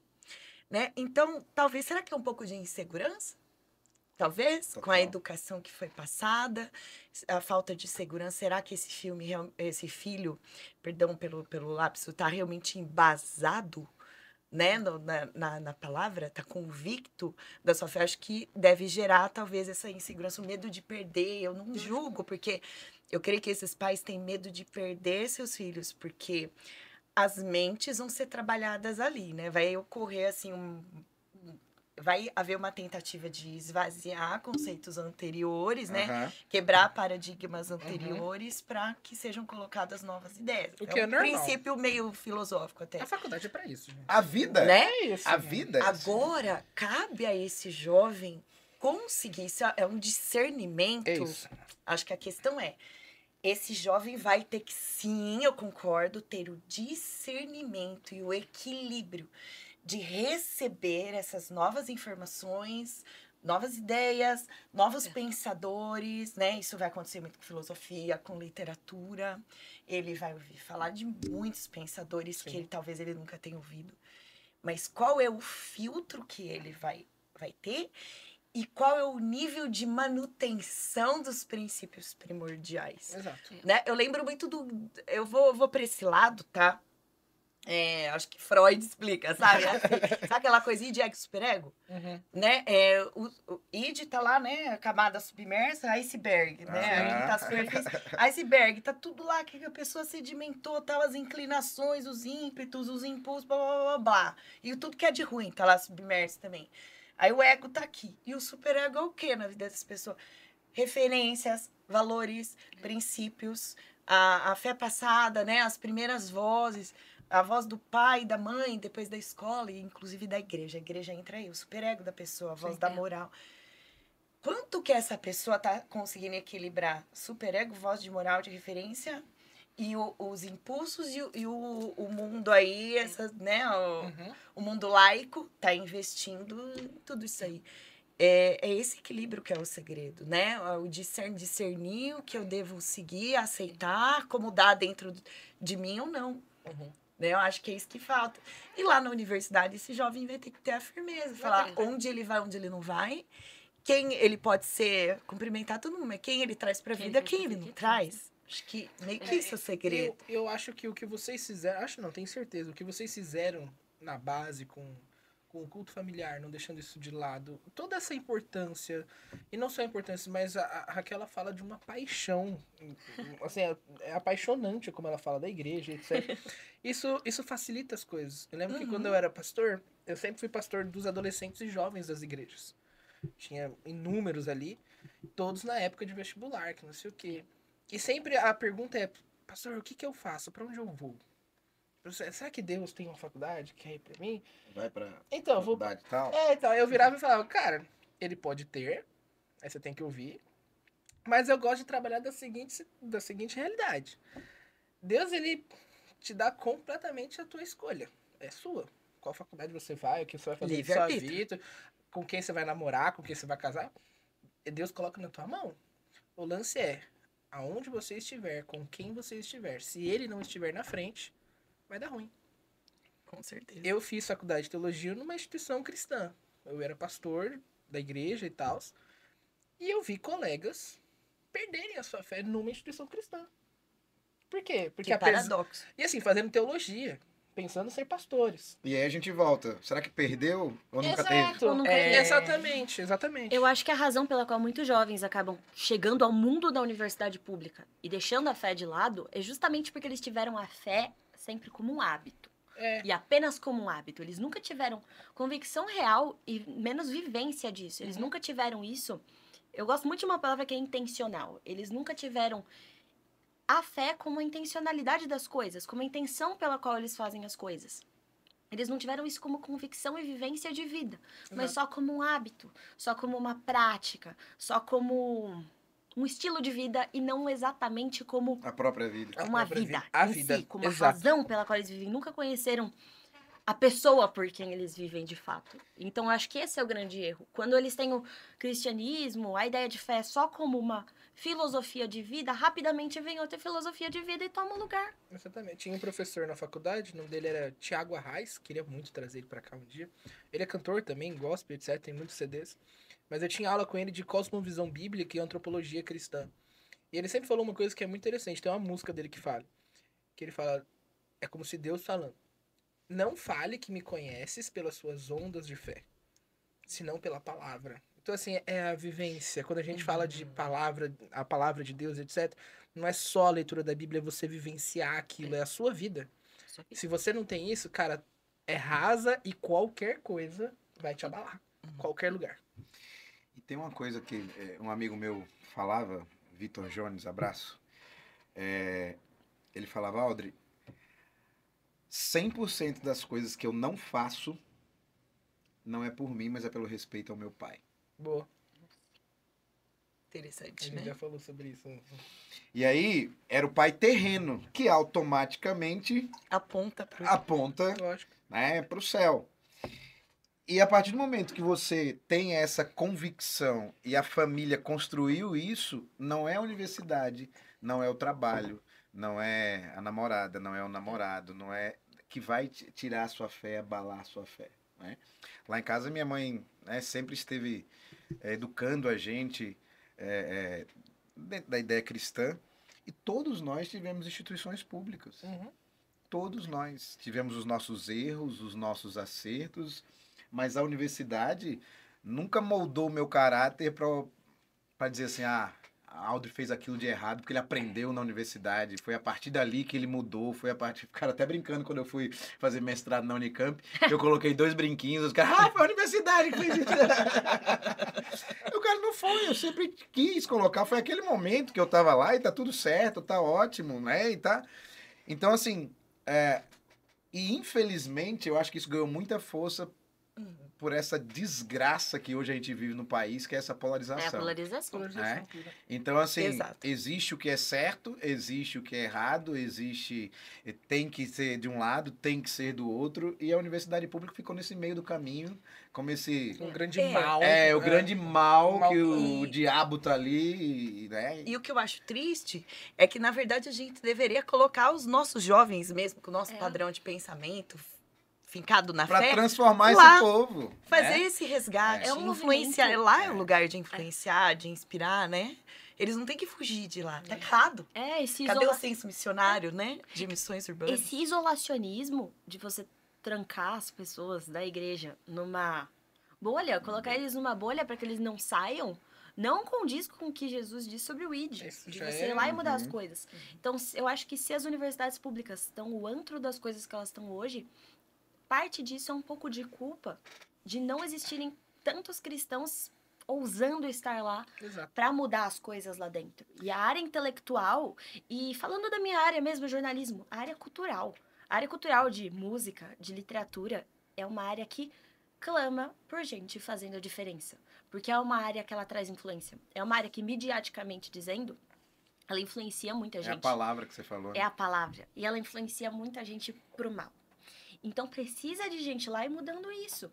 E enquanto não tiver gente que tenha a coragem, a ousadia de estar lá e estar convicto do que faz, eu vou citar até um livro que eu gosto muito, Cristianismo Criativo, do Steve Turner, que era jornalista, inclusive. Eu tava comentando com meu pai que eu acho que a primeira vez que eu pensei em fazer jornalismo inconscientemente foi por causa da admiração que eu tenho por esse livro e pelo Legal. escritor desse livro. Ele fala que o que ele mais queria ver, ele era jornalista musical, principalmente no mundo da música. Eram cristãos que fossem vozes ativas no debate, que fossem vozes ativas, que estivessem conversando com o mundo, sem ser do mundo. Esse livro é genial, inclusive, Cristianismo Criativo. Legal, interessante. Conversando com o mundo sem ser do mundo. Eu lembro que meu cunhado, ele também sempre foi muito do mundo acadêmico, etc. Fez direito, história, teologia, foi muita coisa. E ele fala que, infelizmente, o nível de discussão acadêmica, etc., entre a parte religiosa, entre os grupos religiosos, é muito fraca. Porque não tem incentivo, nunca teve. E ele falava, cara, é um nível tão baixo. E a gente não consegue Muito conversar. Parece que quando chega alguém que é fora dessa bolha, parece que ela é 300 vezes mais inteligente que a gente, porque a gente não tem incentivo nenhum. A gente não sabe trocar ideia com uma pessoa desse nível. E não só academicamente, mas culturalmente também. Tudo. Eu acho que é muito triste que o cristão de hoje em dia, ele é muito acostumado a fazer padrões de coisas baixas. No mundo da música, principalmente, aquela coisa simplista, aquela coisa... Ah, mas Deus ouve meu coração. E acaba não se esforçando para fazer as coisas com excelência, para fazer as coisas com qualidade de verdade.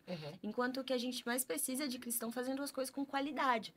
Eu vou dar um parabéns para a literatura nesse caso, porque eu sou filha de uma professora de literatura e grandes nomes que a gente tem na literatura foram cristãos. E eu vou ter que citar o Tolstói.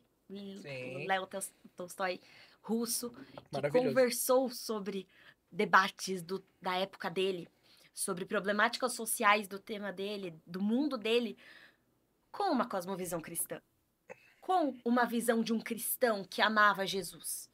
E é muito legal ver que tinha gente fazendo com qualidade. E eu acho que é isso que falta Com hoje em dia. certeza. E você falou da questão da qualidade, vocês falaram, a gente vê como se destaca quando aparece alguém que tem qualidade. Então. Né? E aí a gente tem o Rodrigo Silva, que hoje Sim, é uma sensacional. referência no Brasil, Pra no arqueologia, mundo. pra Professor, ciência, saudade das suas aulas, professor. Isso, professor. Ó, professor, um dia o senhor vai estar sentado Eu aqui. quero eu você sei aqui, disso, professor. então, Você era um ótimo professor, eu preciso de você. Então a gente consegue ver o quão importante é essa visão para levar para o mundo esse Com conhecimento. certeza. Né? E aí a gente não pode... e a Rach falou uma coisa interessante. A bolha. É uma boa. Né? A gente viver dentro dessa bolha Um perigo e achar que isso é o correto. Você está a todo momento tentando desviar para as dificuldades que o mundo vai apresentar. Né? E pode falar, Jaque. Eu tô pensando aqui, né, que às vezes a forma de fazer isso, né, de produzir uma literatura de excelência, eu acho que o nicho cristão acha que tudo tem que ser muito explicado, esmiuçado e explícito. Quem disse? Quem disse? Né? Até porque literatura é feita de metáforas, simbologias. Eu ia até citar o livro de autoria da própria Rachel com a amiga dela, né? Ela foi uma coautoria as duas escreveram juntas. Aí Yasmin Leme, ela faz então, cinema Raquel atualmente. Mendes Legal. e Yasmin Leme escreveram O Rei e Suas Crianças na pandemia. Acho que ela pode falar melhor do que eu. E é uma grande metáfora. Eu né? vou ter que falar pode falar. que a gente é apaixonada por Nárnia. E na minha casa nós somos sensacional, apaixonados cara. por Eu Crônicas gosto. de Nárnia. É maravilhoso. Eu gosto. O Nossa, livro eu é amo. sensacional. Desde Tem aquele livrão criança. grandão bonito Eu na minha amo. estante Tem lá. até eu uma adoro. tatuagem né, do pai. Meu pai tem o Aslan tatuado. Maravilhoso. No braço dele. É isso. Eu acho incrível, cara. Eu acho E incrível. essa minha amiga também era muito apaixonada por Nárnia na época. E Nárnia tem toda essa beleza de falar do cristianismo de um jeito que às vezes as pessoas não percebem que elas estão falando disso. O C.S. Lewis tem um livro, inclusive, chamado Sobre Histórias, que fala que quaisquer ideias teológicas podem ser contrabandeadas na mente do leitor sem que ele perceba. E isso é verdade, ao mesmo tempo que é bom e perigoso. Sim. Mas aí quando a gente escreveu o Rei e Suas Crianças, a gente estava muito nessa coisa de Nárnia. Então, qual que é a história, mais ou menos? A história, a gente começou publicando pelo Wattpad, Legal. que é uma plataforma digital para autores que, na época, muitos escritores novos usavam. Eu não sei como está o Wattpad atualmente, qual que vem sido... Acho que ele vem sido muito dominado pela fanfic atualmente, mas faz muito tempo que eu não mexo no Wattpad. Mas durante a pandemia ele foi usado muito por autores que queriam mostrar o que eles escreviam. E aí a gente começou a escrever ele juntas, a gente escreveu ele inteiro juntas. E a história era sobre o mundo de Solon, e que tinha o rei, o príncipe e o conselheiro, que representavam a Trindade. Aham. E chamavam 8 jovens guerreiros para participar de uma missão para lutar contra o submundo, que era o James de Hilltop, o rei na época do submundo. Então era toda uma história baseada na Bíblia, baseada na ideia de você ser chamado para seguir a Deus e baseado nisso. E era uma história assim que a gente teve bastante leitura na época. O livro teve 1.700 leituras pela Legal, plataforma do Wattpad. Legal. E aí a gente usou isso e publicou ele fisicamente com a editora Chiado Books em 2021, Legal. que é uma editora portuguesa. E aí o livro foi publicado tanto no Brasil quanto em Portugal. Tinha uma Cara, questão de que sociedade top, de cara. castas que eu E era gostava muito. Era uma sociedade dividida em castas também. Ah, é? Era uma Cara, sociedade que dividida em legal. castas. Eu era muito apaixonada por livro de distopia na época que a gente Maravilhoso. escrevia. Aham. Então eu ficava, nossa, castas. Eu gostava bastante. Que legal. Cara, que incrível isso, né? Jaque, e a gente fala de vida, a gente fala de sociedade, de mudanças da sociedade.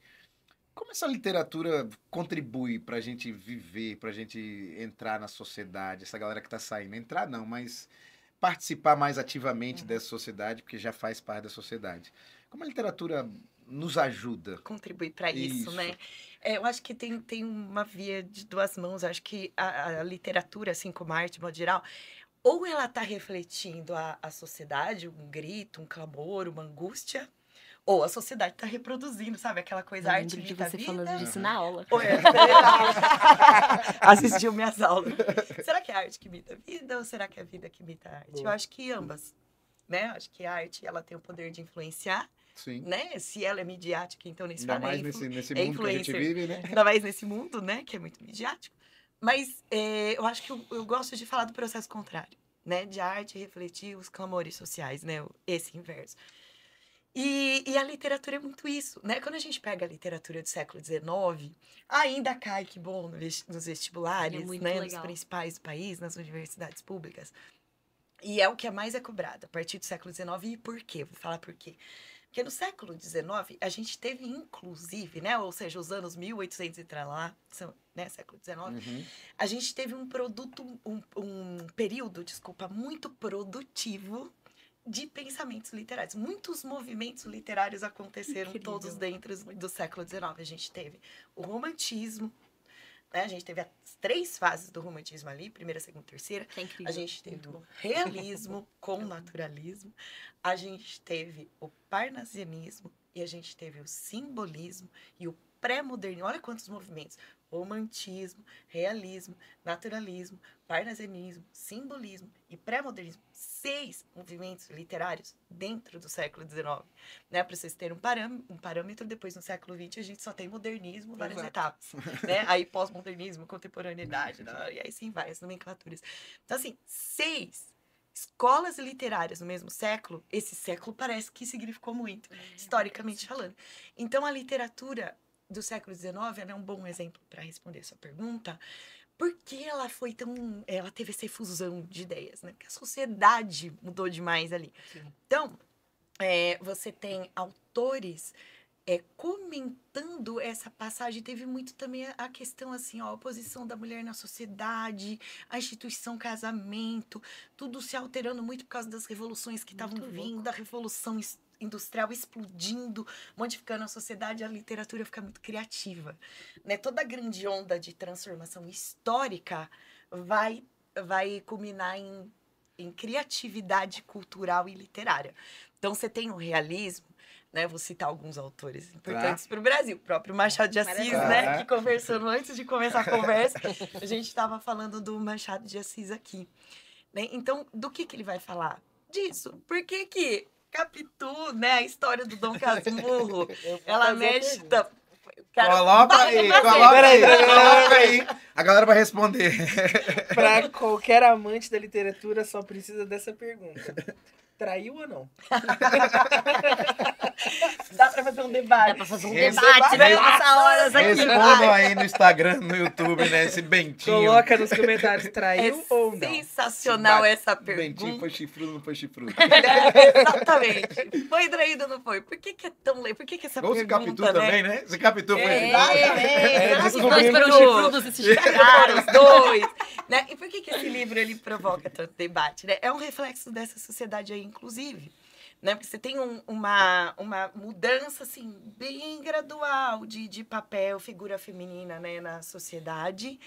Né? Da mulher que está ousando parar de ser tão submissa. Sim.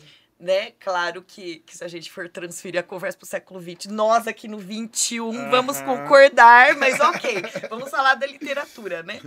A mulher estava se posicionando, principalmente tentando entrar no mercado de trabalho, né? Que é uma configuração que a gente tem aí na virada do século XIX para o XX. Sim. Tem as mulheres chegando nas indústrias, indústria têxtil, enfim. Mas o embriãozinho disso estava lá no século XIX, o próprio Machado de Assis vai colocar em xeque, e de maneira irônica, e até muito bem-humorada, porque existe um humor ali no Dom Casmurro, né? Ele vai colocar em xeque, parece que essa instituição, casamento lá no século XIX, estava meio abalada. E tem a famosa pergunta, né? Traiu ou não traiu? Mas isso eu tenho que comentar nessa aula de literatura. Por que é tão genial esse autor? Ele coloca um narrador pra gente, através desse livro, em primeira pessoa, ou seja, no eu. Exato. O narrador sou eu, né? O narrador era o Dom Casmurro, que era, na verdade, o personagem de Bentinho. A gente tinha um triângulo amoroso. Quem era? Bentinho, Capitu e o Escobar. Né? É o triângulo ali. Esse é o triângulo, mas quem narra é o Bentinho, que tinha o apelido de Dom Casmurro. A série é maravilhosa. É a minissérie. Tem 5 episódios, dá pra achar no YouTube. É maravilhoso. Eu recomendo, Eu vou Na assistir. Globo, né? né? Vou Assistam.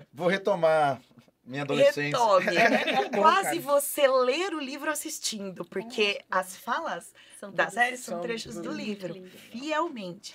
São as partes, né? Quase o livro inteiro, na Narrado. verdade, Que sendo legal. narrado e encenado. E o legal dessa série também é porque a linguagem é É teatral. toda teatral a série. A Teatral, série não é é de linda. filme. Eu fui pesquisar um pouco sobre a série depois que eu fui assistir. Eles tiveram, se eu não me engano, recusaram os cenários que eles precisavam pra série. Então eles falaram, o que a gente vai fazer? Eles colocaram todos eles, tipo, dentro de um teatro no Rio de Janeiro, um balcãozão lá. Não lembro exatamente se era um teatro, mas um balcãozão no Rio de Janeiro, e usaram tudo aquilo pra fazer os cenários da série.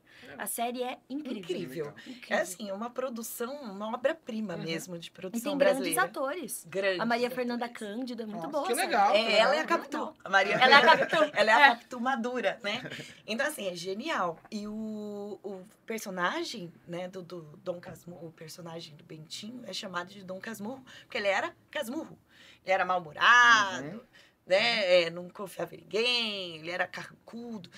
E outra coisa que é genial, não só ele era mal-humorado, desconfiava de tudo, achava que todo mundo passava a perna nele. Quando ele escreve, quando ele vai narrar essa história, ele narra na velhice, isso é citado no livro, ele tenta amarrar na velhice ele tenta amarrar as pontas da velhice e da adolescência nessa muito história. lindo. Então a gente pensa que quando ele está narrando a história da Capitu com ele já tem seus 60 anos, porque a gente tem pistas no livro, 60 anos já, falando uma história da adolescência. A Capitu era o amor de adolescência dele, né? Então, e ele, em vários momentos do livro, fala que lhe falhava a memória, que as pessoas diziam que ele confundia as histórias. Então, tem pistas no livro para os dois lados. Sim. Se você quiser defender a Capitu, você consegue, com as pistas do livro. E se você quiser defender o Bentinho, você também consegue. Mas tem uma coisa forte aí. O fato dele estar narrando em primeira pessoa, é o Bentinho narrando, é o Dom Casmurro, né? O apelido dele. Você tem a versão da Capitu? Não tem. Não. A história é contada por ele. A Capitu nunca foi perguntada. Se fosse Capitu, hoje, é a verdade. Capitu ia no Instagram e ia falar. Ia falar mal do Bentinho. Ia denunciar O Escobar tudo. ia se envolver, a Sancha, todo mundo. Ia dar a maior briga. Assim. E é genial, né? Isso mostra a genialidade do nosso poeta. E assim, um autor único, né? Então você tem um autor escrevendo com altas doses de ironia, uma escrita elegante. Eu acho o estilo do Machado de Assis algo assim fora do muito comum. top. Eu acho que eu sou não posso falar porque a minha literatura vem de ensino médio, né, e de influência da minha mãe, mas eu ouso dizer que é um dos estilos mais marcantes da literatura. Mas é. Ah, sim, Mas com é, certeza. E né? que Talvez tem o maior nome. sido É. reconhecido mundialmente, É. né? Sim, Bem sim. recentemente, acho que vocês acompanharam, né? Uma blogueira americana que Americana. Courtney, não sei das Isso, quantas. não me mesmo. lembro o nome. Ela Muito estava legal com um isso. projeto de ler pelo menos um livro de cada país para conhecer a literatura mundial. Ela escolheu Memórias Póstumas de Brás Ficou Ficou Cubas, apaixonada na vida, assim. do Machado, que é incrível, né? Incrível narrador. Aí, ó, como ele é inovador. Exato. Ele põe um narrador, O autor né? defunto, Que é o defunto autor, autor. que o defunto autor, né? Defunto autor. Nossa, O cara. Machado é fenomenal. Inteligentíssimo. Tá puxando nossa adolescência, Não nossos é? estudos É, tô vestibulares. resgatando as aulas de vocês. Mas aí você tem o papel da literatura de caricaturizar, que seja, como foi o que o próprio Machado de Assis fez e outros autores, quais são as demandas da sociedade, né? Como que esses elementos históricos estão mudando as famílias, a dinâmica social, a mulher chegando no mercado de trabalho. Então, assim, o realismo é um tempo muito legal, século XIX, por isso que é legal, eu gosto muito. E você me pergunta a relevância. Você coloca um livro de literatura dessa, você já é muito interdisciplinar, você discute literatura, Aham. língua portuguesa, história, porque se fala de Geografia. revolução né, industrial, geografia, sociologia, filosofia, Incrível. as disciplinas vão se associando e você tem um bloco de conhecimento ativado muito incrível, né? Aí você tem outros autores. Realista, claro, tem todos os russos, que a própria Rachel citou, fazendo isso lindamente, mas a gente tem também em Portugal, a gente tinha essa dupla, Machado de Assis no Brasil, essa de Queiroz em Essa de Portugal. Queiroz. Aliás, eles tinham lá um pouquinho de troca de farpas, Sim. de crítica É um com incrível. o outro. Mas você tem as mulheres da literatura, né? A As Capitu, irmãs Machado, Brontë, as na irmãs Inglaterra, Brontë, a na Mary Inglaterra, Shelley. Mary Shelley. Bem legal. Aí você tem essa de Queiroz lá em Portugal. Portugal. Você tem a Madame Bovary, do Gustave Flaubert. Madame Bovary. Que, inclusive, né, na França, o Flaubert, ele foi o inaugurador, o precursor do realismo. E o primeiro livro realista despontar, né, entre os mais importantes foi o Madame Bovary, que coloca esse modelo de mulher na verdade, esses livros foram colocados, eu sinto, tá? É a minha visão sobre eles, há controvérsias, Com toda a Teriam- autoridade. com outros professores aqui presentes, a gente iria debater, né? Mas, assim, eu creio que esses autores deixaram aí narrativas pra gente discutir mesmo Sim. papéis sociais. Né? A Madame Bovary, ela destoa totalmente do que se esperava da mulher do século XIX, porque ela era casada com um homem muito ok, tá? Eu achei muito legal que nas turmas que eu tive do ano passado, falaram assim, eu tô revoltada. Inclusive na faculdade, no curso de letras, as meninas estavam revoltadas com a Bovary. Como que ela trai esse marido, professora? E eu tô falando das mulheres, das meninas mais contemporâneas que eu puder imaginar. Eu não deixaria ele, não. Porque ele era um marido ótimo, né? Bem ok, era um médico, todo certinho, Era o Rodrigo todo fofo. Hilbert. Rodrigo Hilbert da literatura. Né?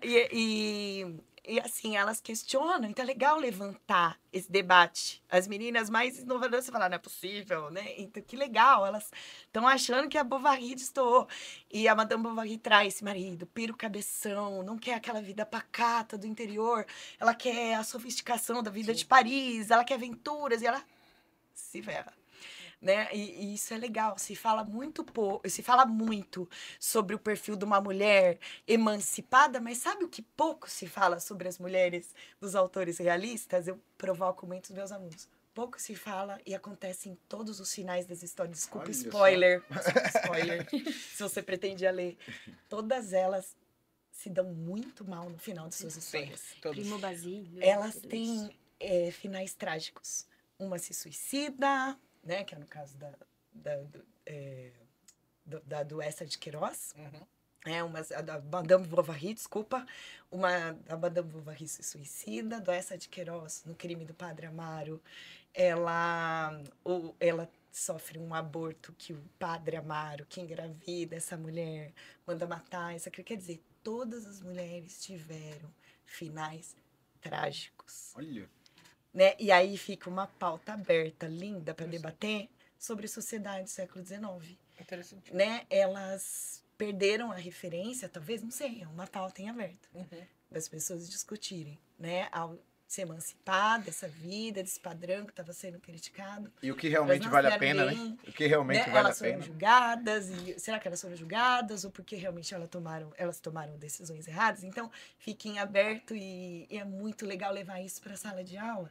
E a literatura parece que cumpre esse papel, né? Então, você pega um jovem, talvez ele não tenha maturidade para compreender transformações sociais, mas se você apresenta através da literatura uma narrativa, uma trama... Gente, os alunos amam os livros realistas. Amo, verdade. Porque Essas parece uma histórias grande parecem fofoca. Exatamente. É novela. É uma grande pura fofoca, né? E realmente, que bom que as redes de TV gostam muito de fazer a versão para o cinema, adaptação de Sim. roteiro para o Tem cinema. até aquela A Globo ama. que tem a trilha sonora da Marisa Monte, a do Primo Basílio. É do Primo Do Basílio, Primo Amor, Basílio, I Love é You, verdade. né? É a trilha sonora do Primo Basílio.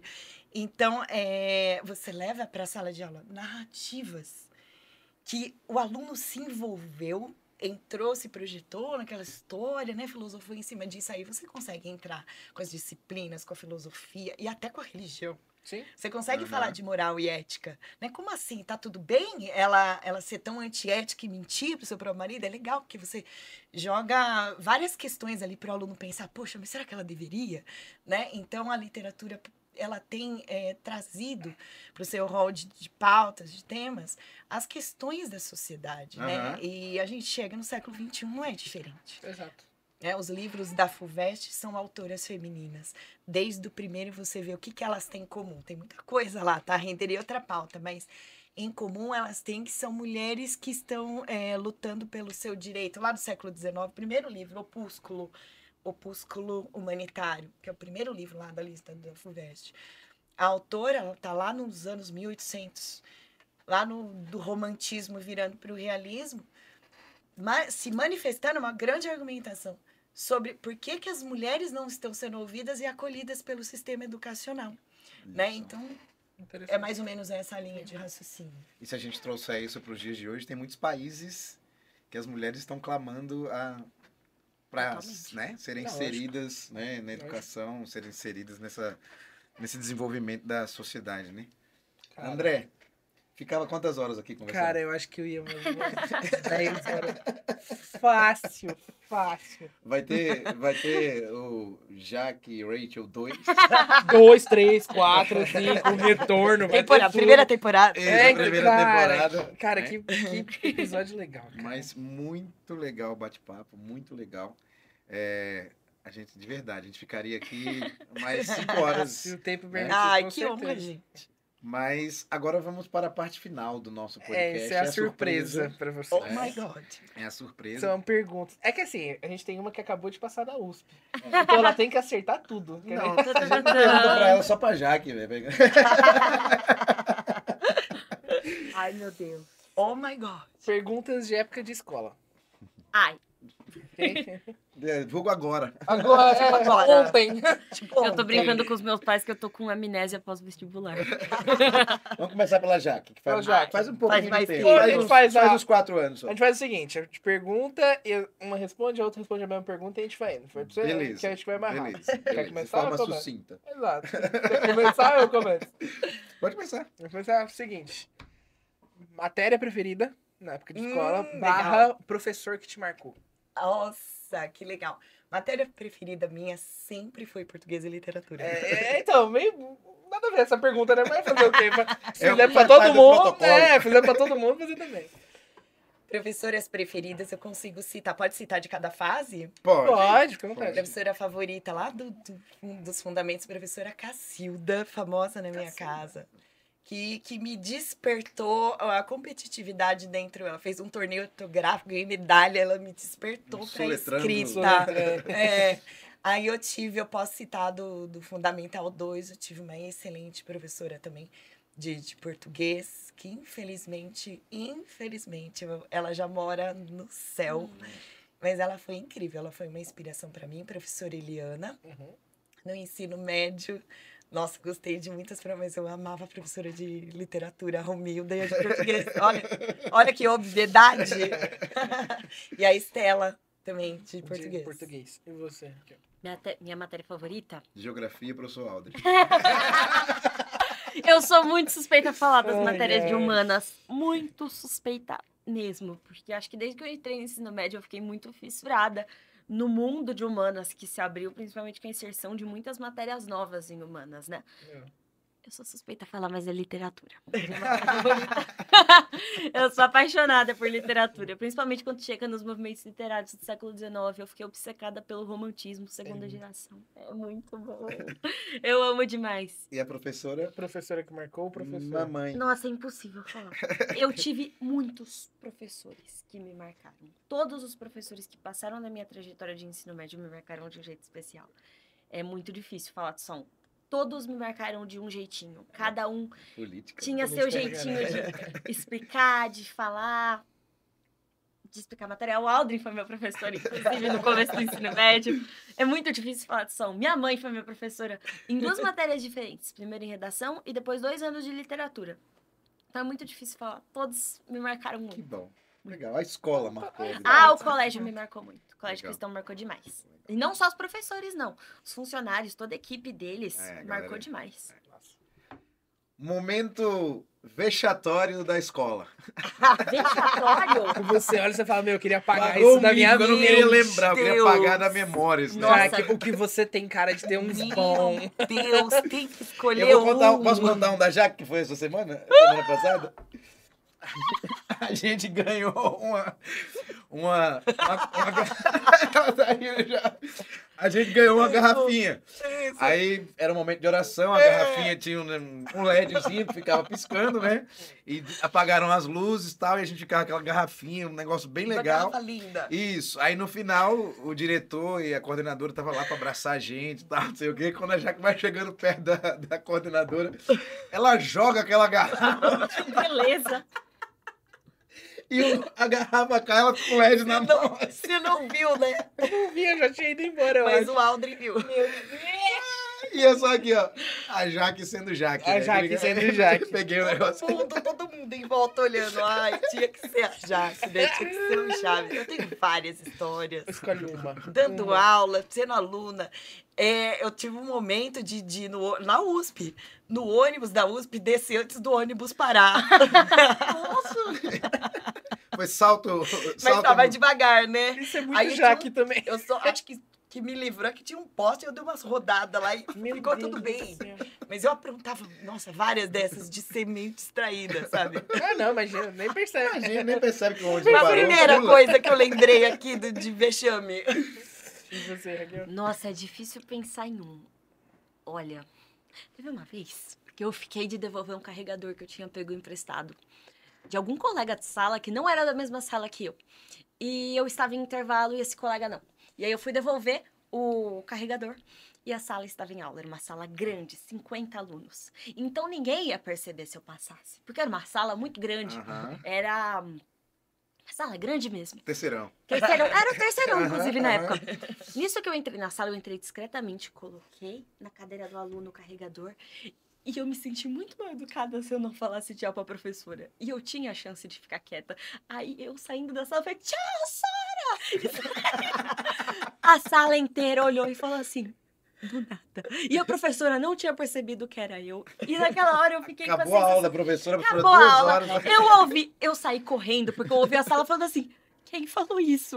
Ninguém tinha visto quem era. Eu tinha a chance de sair sem falar Quietinho. nada. Foi... Nunca esqueci. Legal. Um E- momento feliz. Momento feliz da escola. Marcante. Com certeza. Ah, você quer um momento Eu queria- marcante? Quero um momento feliz e marcante. Feliz, ó, perguntas difíceis, né? Me São defina muitos feliz. Momentos felizes. Nossa, gente. Eu tenho um momento feliz que me marcou mesmo, porque assim, a faculdade me marcou demais.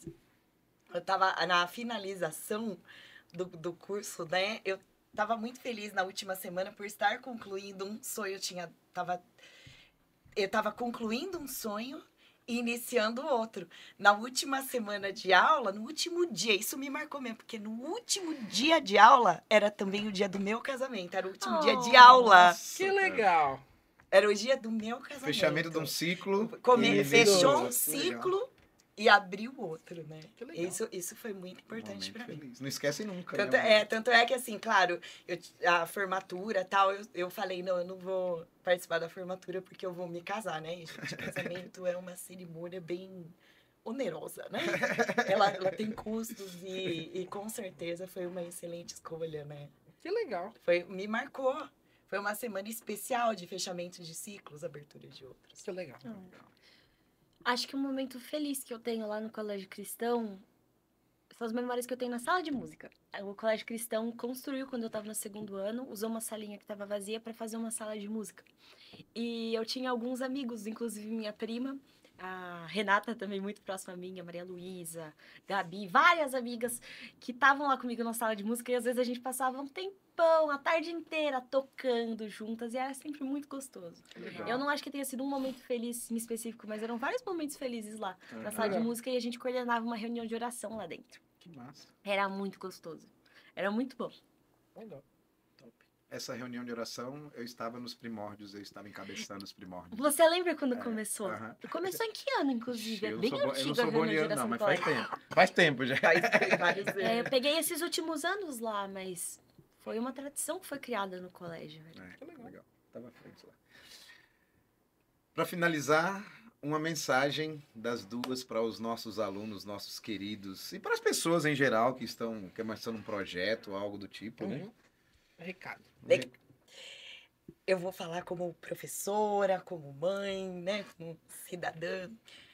Olha, você, jovem, que está nessa fase de escolher a sua carreira, presta bem atenção numa coisa. Não perca a chance de, através das suas habilidades, das suas inclinações, né? Dos seus talentos naturais, porque eu acredito que a sua escolha está alinhada, né? Com o que você tem facilidade, inclinação, dom. Nunca se esqueça de onde você veio, quem te ajudou a chegar até aí, onde você está chegando. Essa é a primeira parte da mensagem. Sempre seja grato às suas origens e quem fez isso se tornar possível. E a segunda parte é, quando você concluir o seu sonho, não se esqueça de devolver algo para a sociedade e que isso possa ser uma transformação social. Você possa transformar o mundo num lugar muito melhor, mais empático, com mais amor e também mais crença. Um mundo que olhe mais para o Criador de todas as coisas. Nunca se esqueça disso. Nossa, caraca. Eu recomendo que você tenha um porquê. Na escolha que você fizer, você tenha um porquê.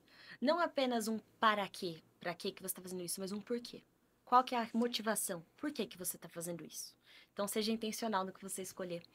E sempre tenha uma intenção que te transcende, que vai além do que você é, que vai além do que esse mundo é, mas que aponte para algo maior.